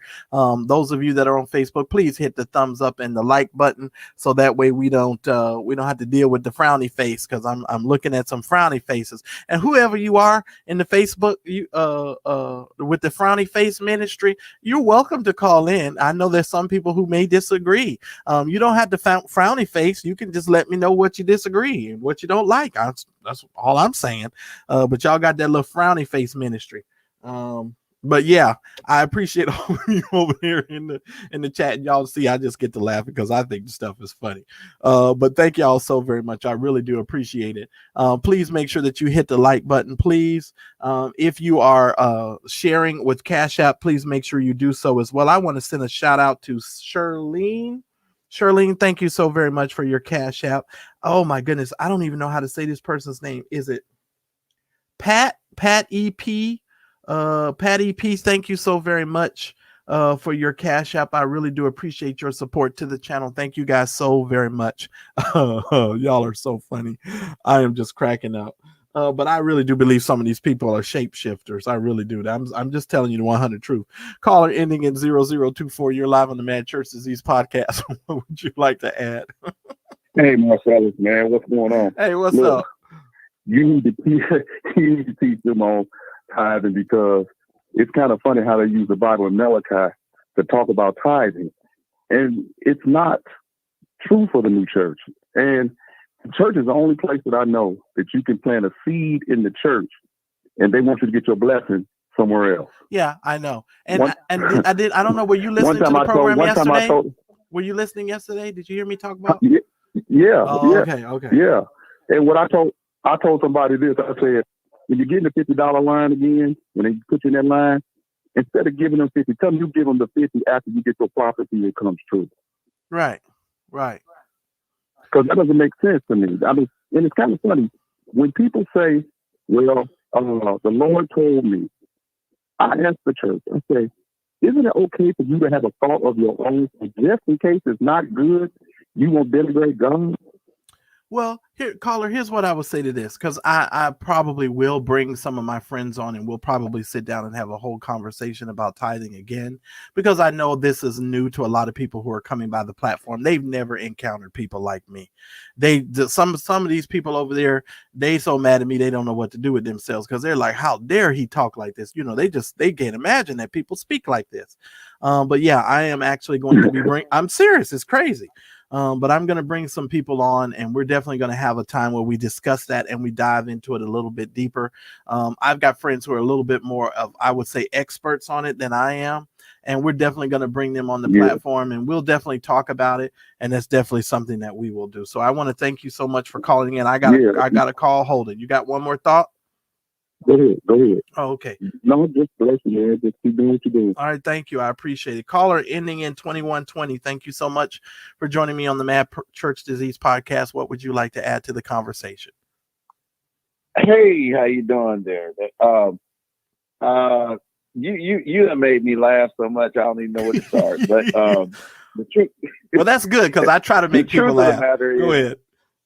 You're doing a great job. Yeah, I met Brian Carn many years ago, back when he was young. He was he's had like 50 million spiritual fathers, and one of them I happen to know quite well. His name Apostle Greg Wright down in Lakeland, Florida. And when I met Brian back then, which is probably over 12 years ago, I called him fake back then. And he acted real, girlish. And, people told me I shouldn't talk like that about him. Say, nah, he's just a young man and whatever the case may be. But I was like, look, young men don't act the way he acts. But, and now let me ask you this. Let me say this, caller, not to cut you off. And I've talked about this as well on my platform. And maybe one of these days I'll get into this a little bit more about how I look at it. But the institutional church has a way of over feminizing men. And when there's certain things and certain activities in the way that the church conducts themselves, that they sort of they sort of lean on the emotional side of the psyche. And sometimes when you can get emotionally attached to some of those things, it is a feminization kind of a situation.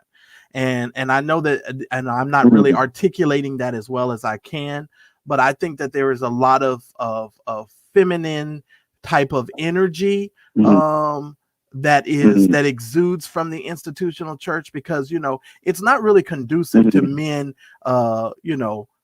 being men in the church. It's a whole lot of emotionalism. It's over hypey, so if people are, and this is why I talk about this and I say it like this, if people are, especially men, if men in the church are exuding a certain type of femininity or quality, it's typically because they're being bred in an environment that sort of conducively makes that, you know what I mean? So yeah, I would just want to throw that in there. No, you're fine, because the guys that I know that had introduced me to him, I know for a fact that they dealt with men and women as far as sexually. Wow. And that's how I met him, because I met him through those people, and I couldn't see him no different than they were. And years down the road, now that I see him on TV and everything, he's developed into everything that I thought he was when I first met him. And we're talking about sexually and spiritually, because nothing he said prophesy wise was right. He didn't get no prophecy right. I don't know what the amazement was about him, because nothing he said was on point. I mean, it was just terrible. It was a terrible display of showmanship. That's basically all it was. So I mean, I'm just letting you know. I'm not going to talk too much, but just to let you know that I've dealt with him, on that level, and there was nothing about him that impressed me, because there was nothing he said that was right. Period. Well, you just made me think of something, and I want to add this on to your statement, because I think you're a great caller. Let me add this on.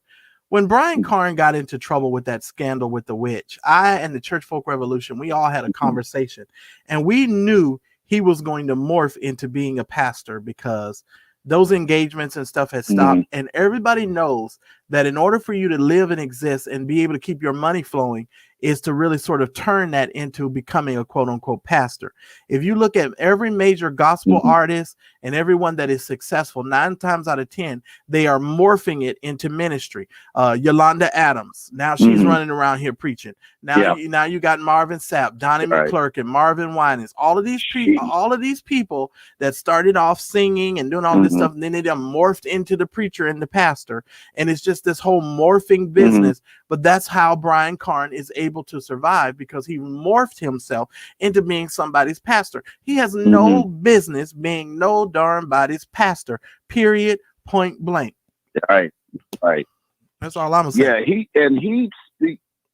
he speaks on a lot of topics, because when I was coming up, because I'm a minister also, but when I was coming up in ministry, there was a lot of things that I had learned on the Hebrew side, as far as the original paleo and so on like that. Now, some of the same people I learned from, Brian didn't learn from them, but he heard them, and I've heard him speak on some of those things. But see, this is the thing about his little dumb ass.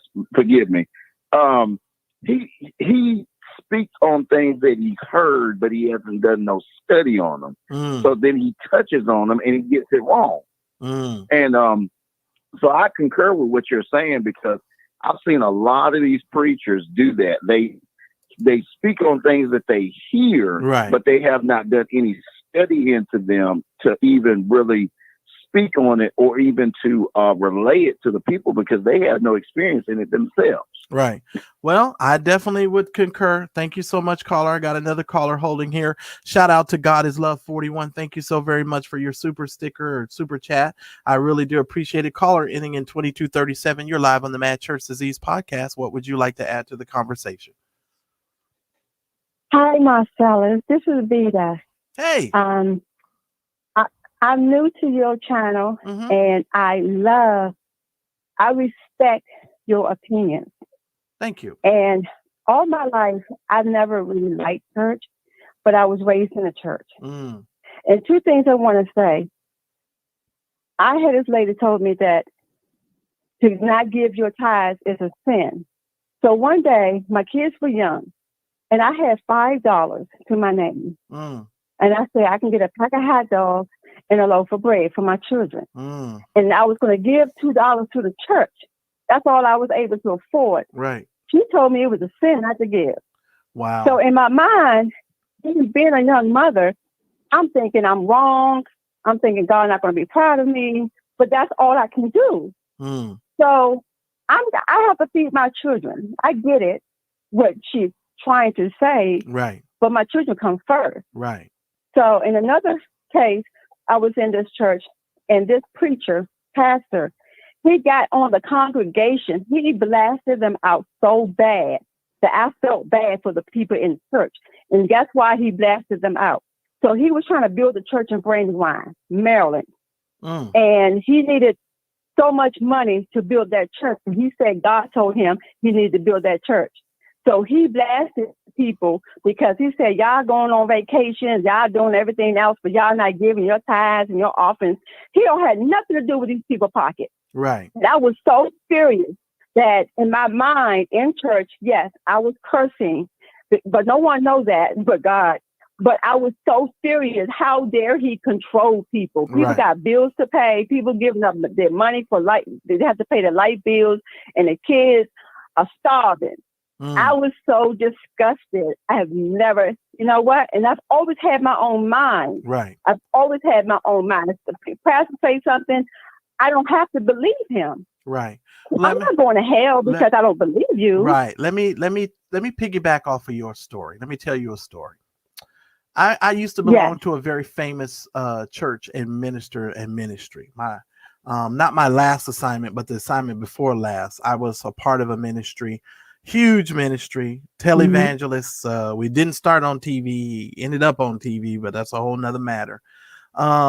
Big, you know, so we had a lot of actors in our church. We had Sister and Smokey Robinson and Montel Jordan. And I mean, you name it. If you was the who's who in LA, you pretty much probably going through our church or was starting to attend our church. A lot of famous folks, right? Okay.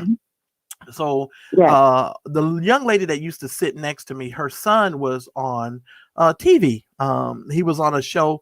I don't know if y'all remember this show. It was with Malcolm Jamal Warner and Eddie Griffin. I think it was called Malcolm in the Middle. Was the name of the show. Well, her son played one of the kids on that particular program, right? And they had their own little production company and so forth. And she sat next to me in church.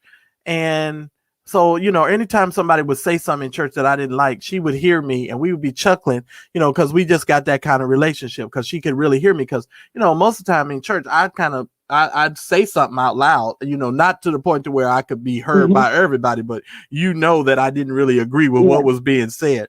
But this particular Sunday, she said she tapped me and she was crying. Her son was crying. They were worshiping. The worship was really high that Sunday. And before we were leaving the service, she said to me, she said, Marcella, she said, My son and I are eating cornflakes for dinner.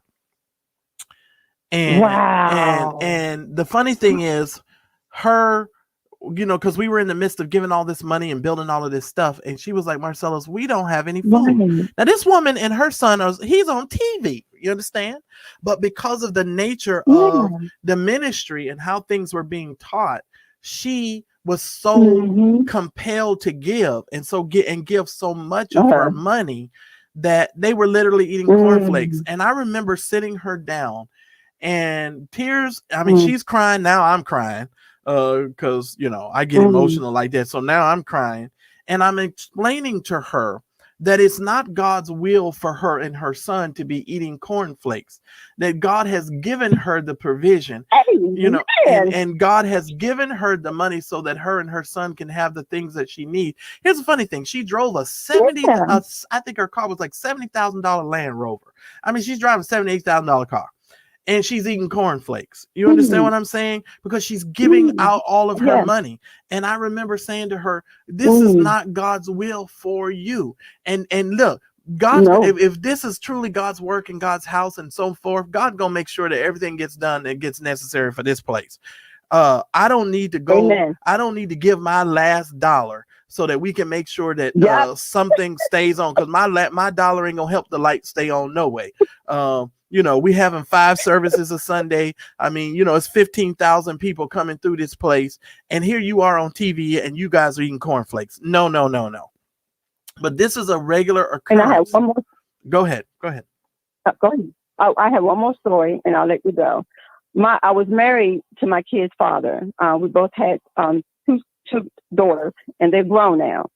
And I remember we were struggling. And it was Thanksgiving coming around the corner. And I was going to this church for a couple of years, but I was not a member. So I went to the congregation, I went to the deacons, and we prayed. And I also asked them for help to get us, or either pay our rent for that month, or provide food or something. I asked them. I can't remember. They told me they couldn't help me because I was not a member of the church. Like, oh, okay. So in my mind, I'm like, okay, God, this is not what I signed up for.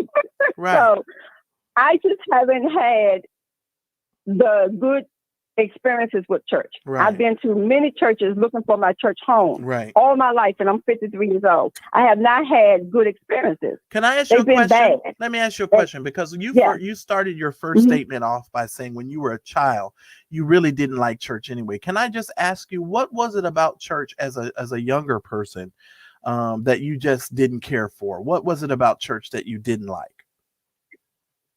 It was the things that the pastor would say when he read a passage, and I may have disagreed with it. It was something that they would talk about that I disagree with as a young woman. And I honestly cannot remember, but it was a lot of disagreements of what they were talking about from the Bible. They had their own interpretations. But when I went and read the passage, I didn't get the same interpretation that they got. Gotcha. And then also, it was the way they treated the congregation. They talked about their finances and their incomes. You don't have nothing to do with these people. Right. Nothing. Right. When they give, let it be between them and God. They try to control so much of a person's income. And then I was told, because I went to Bible school one day, and I said, so where is it in the Bible that it says give 10% of your income? He said, it's in the Bible. I said, well, can you show me? He could not show me where it is. Right. Well, I need you to tell me where it's. Right. And I need you to tell me, does it say 10% of my income? It has to say those words in quotations. He could not show me. Well, you ain't going to find it in those. You're not going to find it in quotations in that way. But I do get your point, and I get what you're saying. But I do appreciate this call. Thank you so very much, caller. I really do appreciate it. Caller, I am just so honored, first of all, that you guys joined me on today. What an awesome podcast that we have had. I'm so thankful. Shout out to the 361 of you that are still viewing. Can y'all please hit the like button, and please make sure that you, if you're over on Facebook, Facebook, give me some hearts and some likes. I've got about 45 over there. Can y'all get me to at least 50? That means I need about 5 more of y'all to hit the thumbs up button over there on Facebook and give me some more likes and hearts over there on Facebook. I really do appreciate it. And if you're watching this, if you just so happen to come by this channel, please make sure that you hit the follow button and follow this channel on Facebook. It would really be very beneficial to us if you could do that as well. Now, Dewan is hilarious. I want to tell y'all something. These are my church folk revolution. Dewan, I saw what you said. Dewan is so silly. He said, if you don't have a car, can you get a good substitute for gas? No, Dewan, they ain't giving you nothing.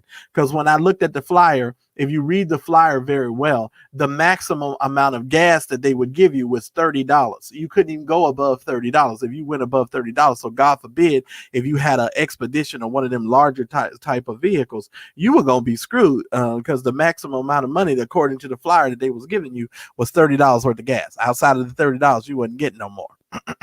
I'm just saying. Because I read really well. Y'all know I reads.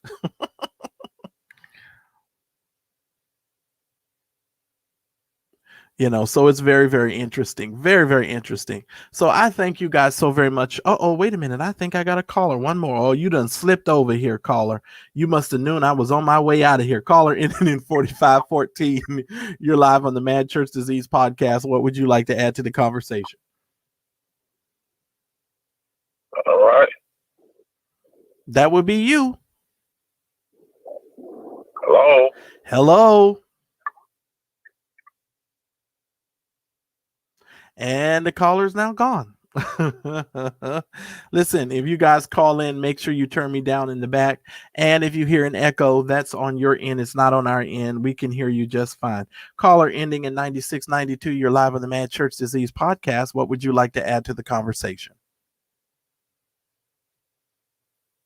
Hello. That would be you. Hello. How are you? I didn't know I was on. I've been watching you for a minute. I started watching you when you was checking in with Daryl. Okay. And I saw how compassion you were, just as then you help individuals and they end up coming in to hurt you at the same time and cause all type of confusion. Right. And so my thing is, and with Brian Carn is, and many others, why are they keep on digging their step into ministry? Because I saw him with another ministry, and he was collecting all these hundreds of dollars. And see, God, they don't all have to be accountable for because these get rich preachers. Because this, if God humble himself, walk many, Jesus walked humble himself and walked many in places to heal and minister. Why are these ones to this day sitting here getting rich off God's people? Right. And that's one thing they're gonna be held accountable for, because Brian Carn, he ended up marrying with all these preachers and ministers' wives. Right. And so you tell me that, okay, I want to sit down. I'm going to end up, a lot of them, if they try to sit down, they still want to get up on Sundays because they want to keep their money flowing in their pockets. Right. You can't be fixed like that. Well, they have to keep them. They have to get the money going, because when you have one church in 3 locations, you have to have someone who has charisma. And that's why he's bringing all of these outside preachers in while he's supposed to be on sabbatical, that are coming in, and these well-known preachers, because they can bring the money in. Because the whole system of church does not work unless there's money involved. Now, folks need to really think about this for a second. This institution cannot survive. The way that they do church cannot survive if there is no money involved. Now think about this. There's no money. The church in itself cannot function if there's no money. Now meditate on that and think about that. Now the true church, we can function if there's not a dime in my pocket. I can go out there and stand on the street corner and get somebody saved, witness to them, tell them about Jesus, send them on their way. And didn't cost me a dime. I'm just saying, if we took on the mentality, now I'm not saying that, you got to close your church. I ain't saying that because, these people, they take what I say and go all off in the walls with it. What I am saying is that if we had an each one reach one mentality, it don't cost nothing to preach the gospel. Now, they done lied and convinced these people that it do take something to preach the gospel. No, it don't. It takes something to preach the gospel if you're on television, if you got to have Botox and you got to get lipo and you got to get all of these little things, the little crow's feet out of the corners of your eyes. If you playing all of these games, yeah, it costs a whole lot of money to do that. Yeah, that costs money. But if you're going to share the gospel, it don't cost you nothing. I'm just saying. Shit, Kofi. That's funny. Because my dad was a pastor and we had a ministry and everything. And my name is Evangelist Latanya Shell. Okay. So what I was looking at was that my dad taught faith and he spoke on many things of so many of these ministers and preachers trying to rob God's people. How can you sit here and sleep in $1 million home and you go to all these services and never bless someone who needs the help? Right. Well, it don't matter if they don't go to your church.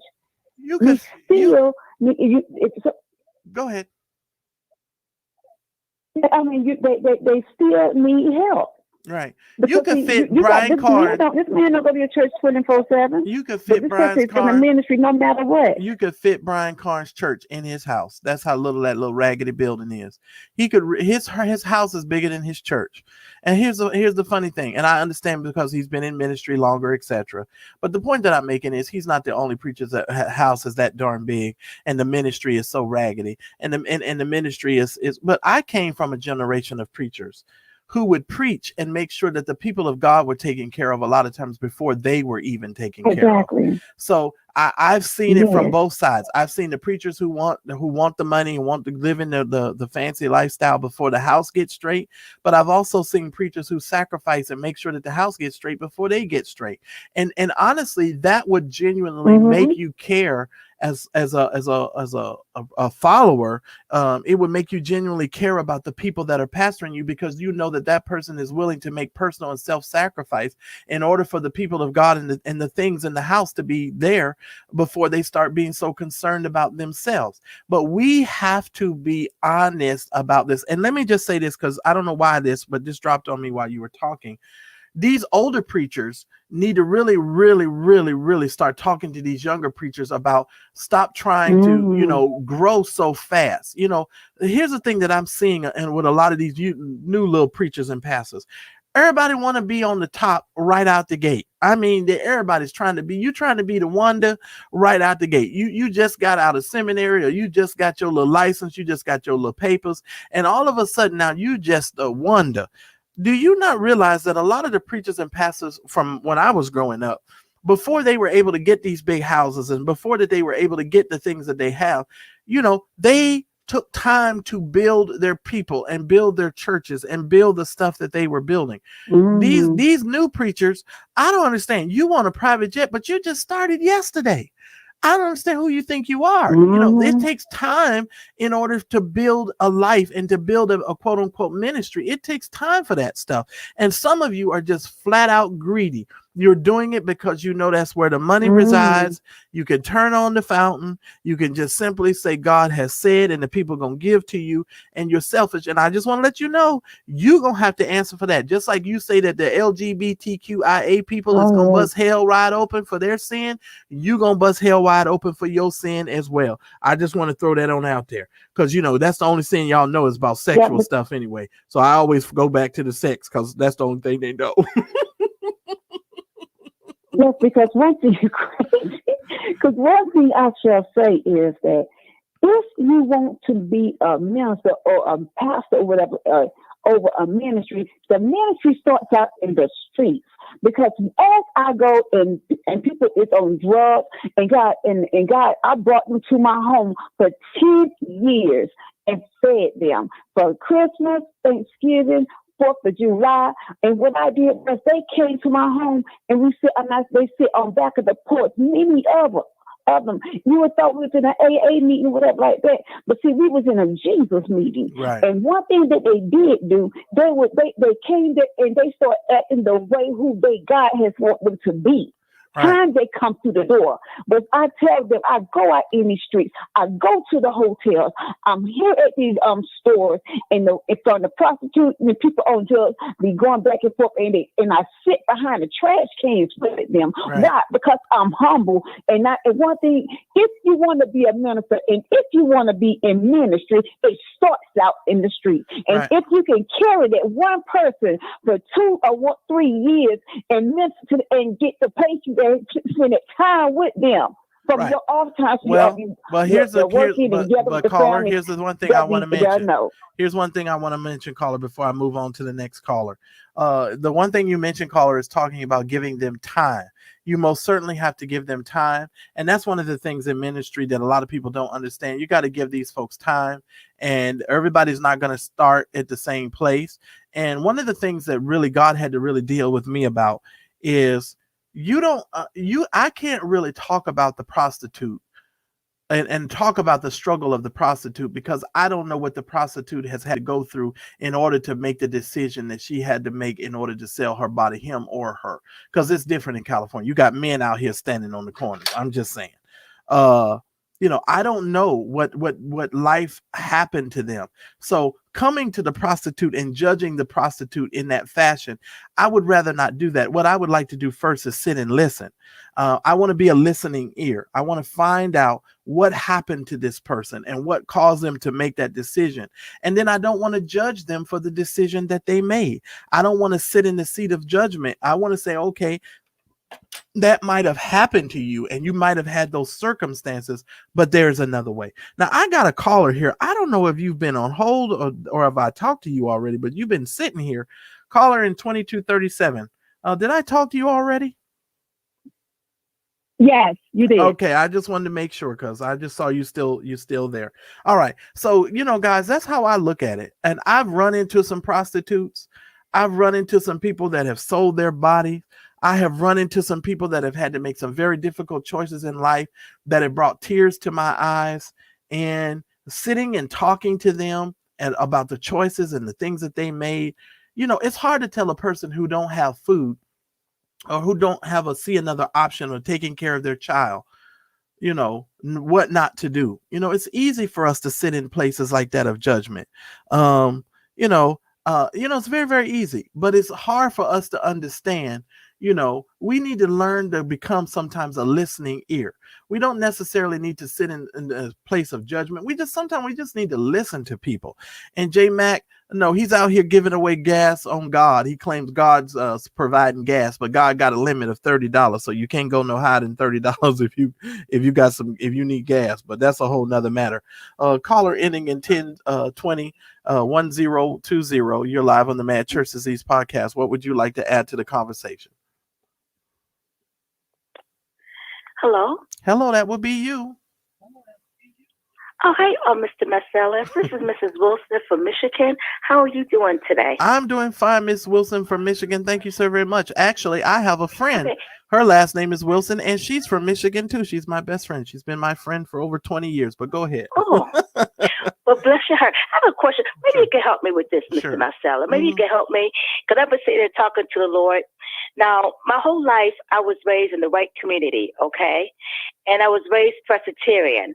I just started going to black churches in my later years and my dark years. Why is it that the black churches are so much different from the white churches? When I went to the all white churches, like the Presbyterian churches, no problems. Mm-hmm. But when I go to the black churches, they put that guilt on you.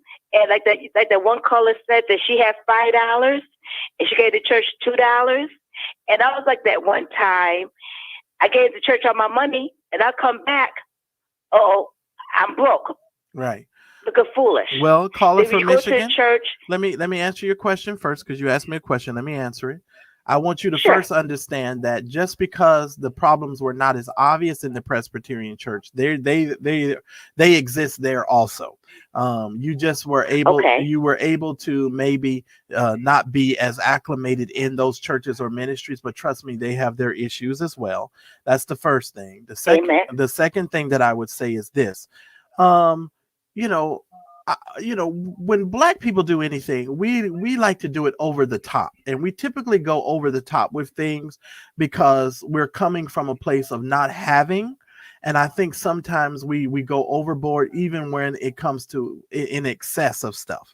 And it's because we're coming from a background where we were viewed and looked upon as not being very intelligent by other groups of people, and we didn't have a lot. And so a lot of times when we do stuff or we get stuff, it's just super grandiose and it's way over the top.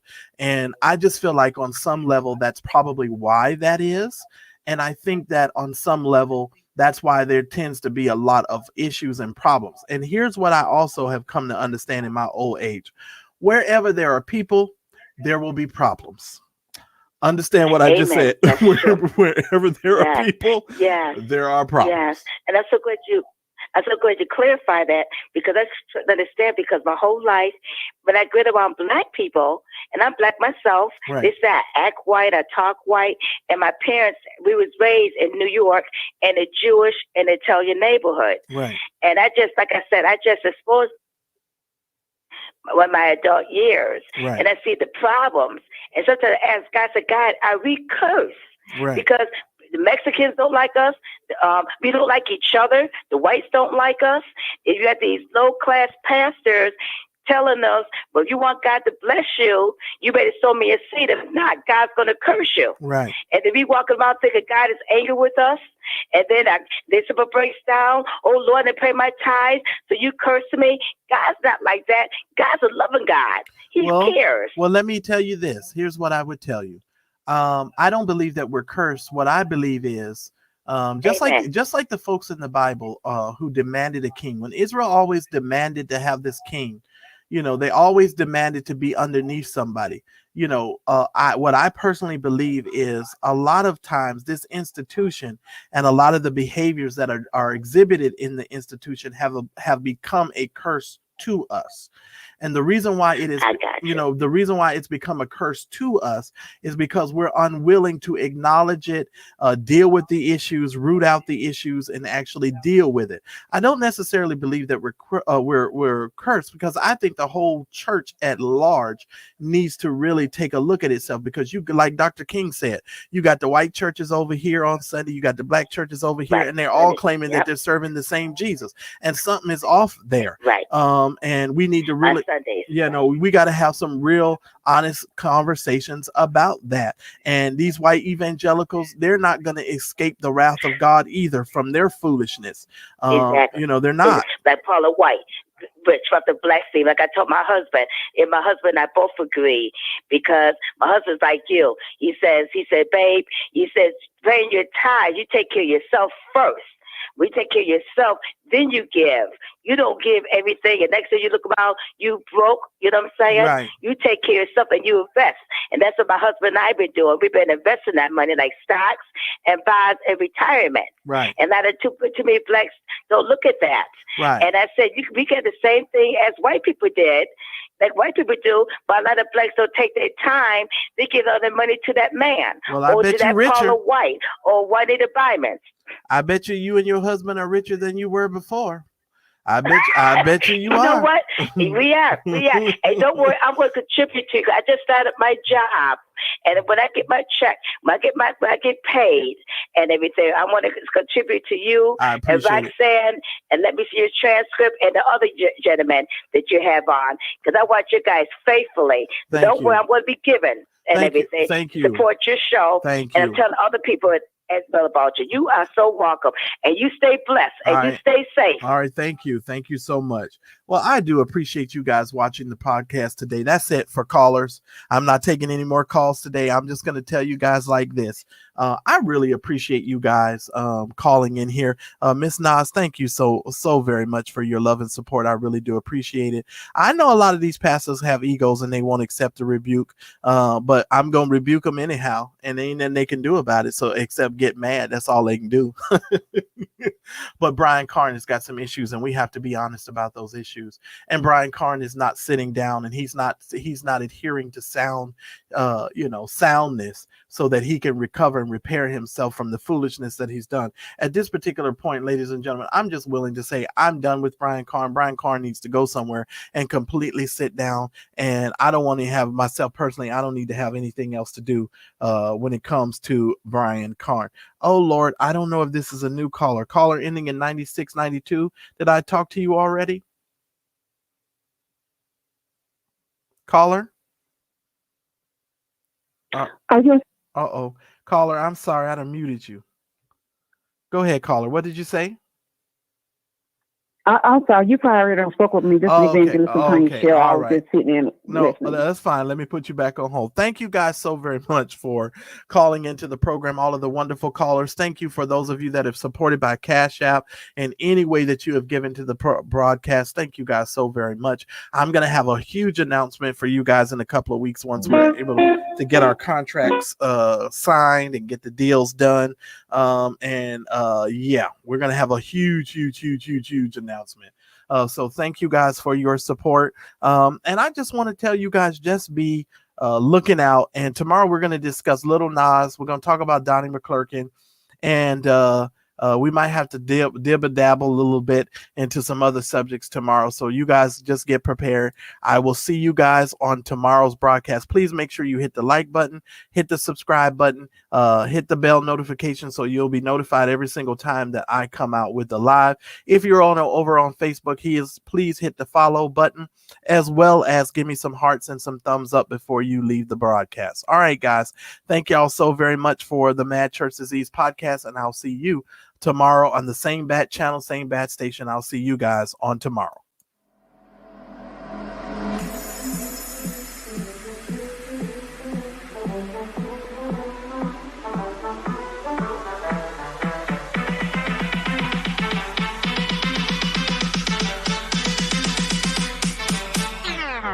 You've been listening to the Mad Church Disease Podcast. Visit us online or on our Facebook page at Mad Church Disease.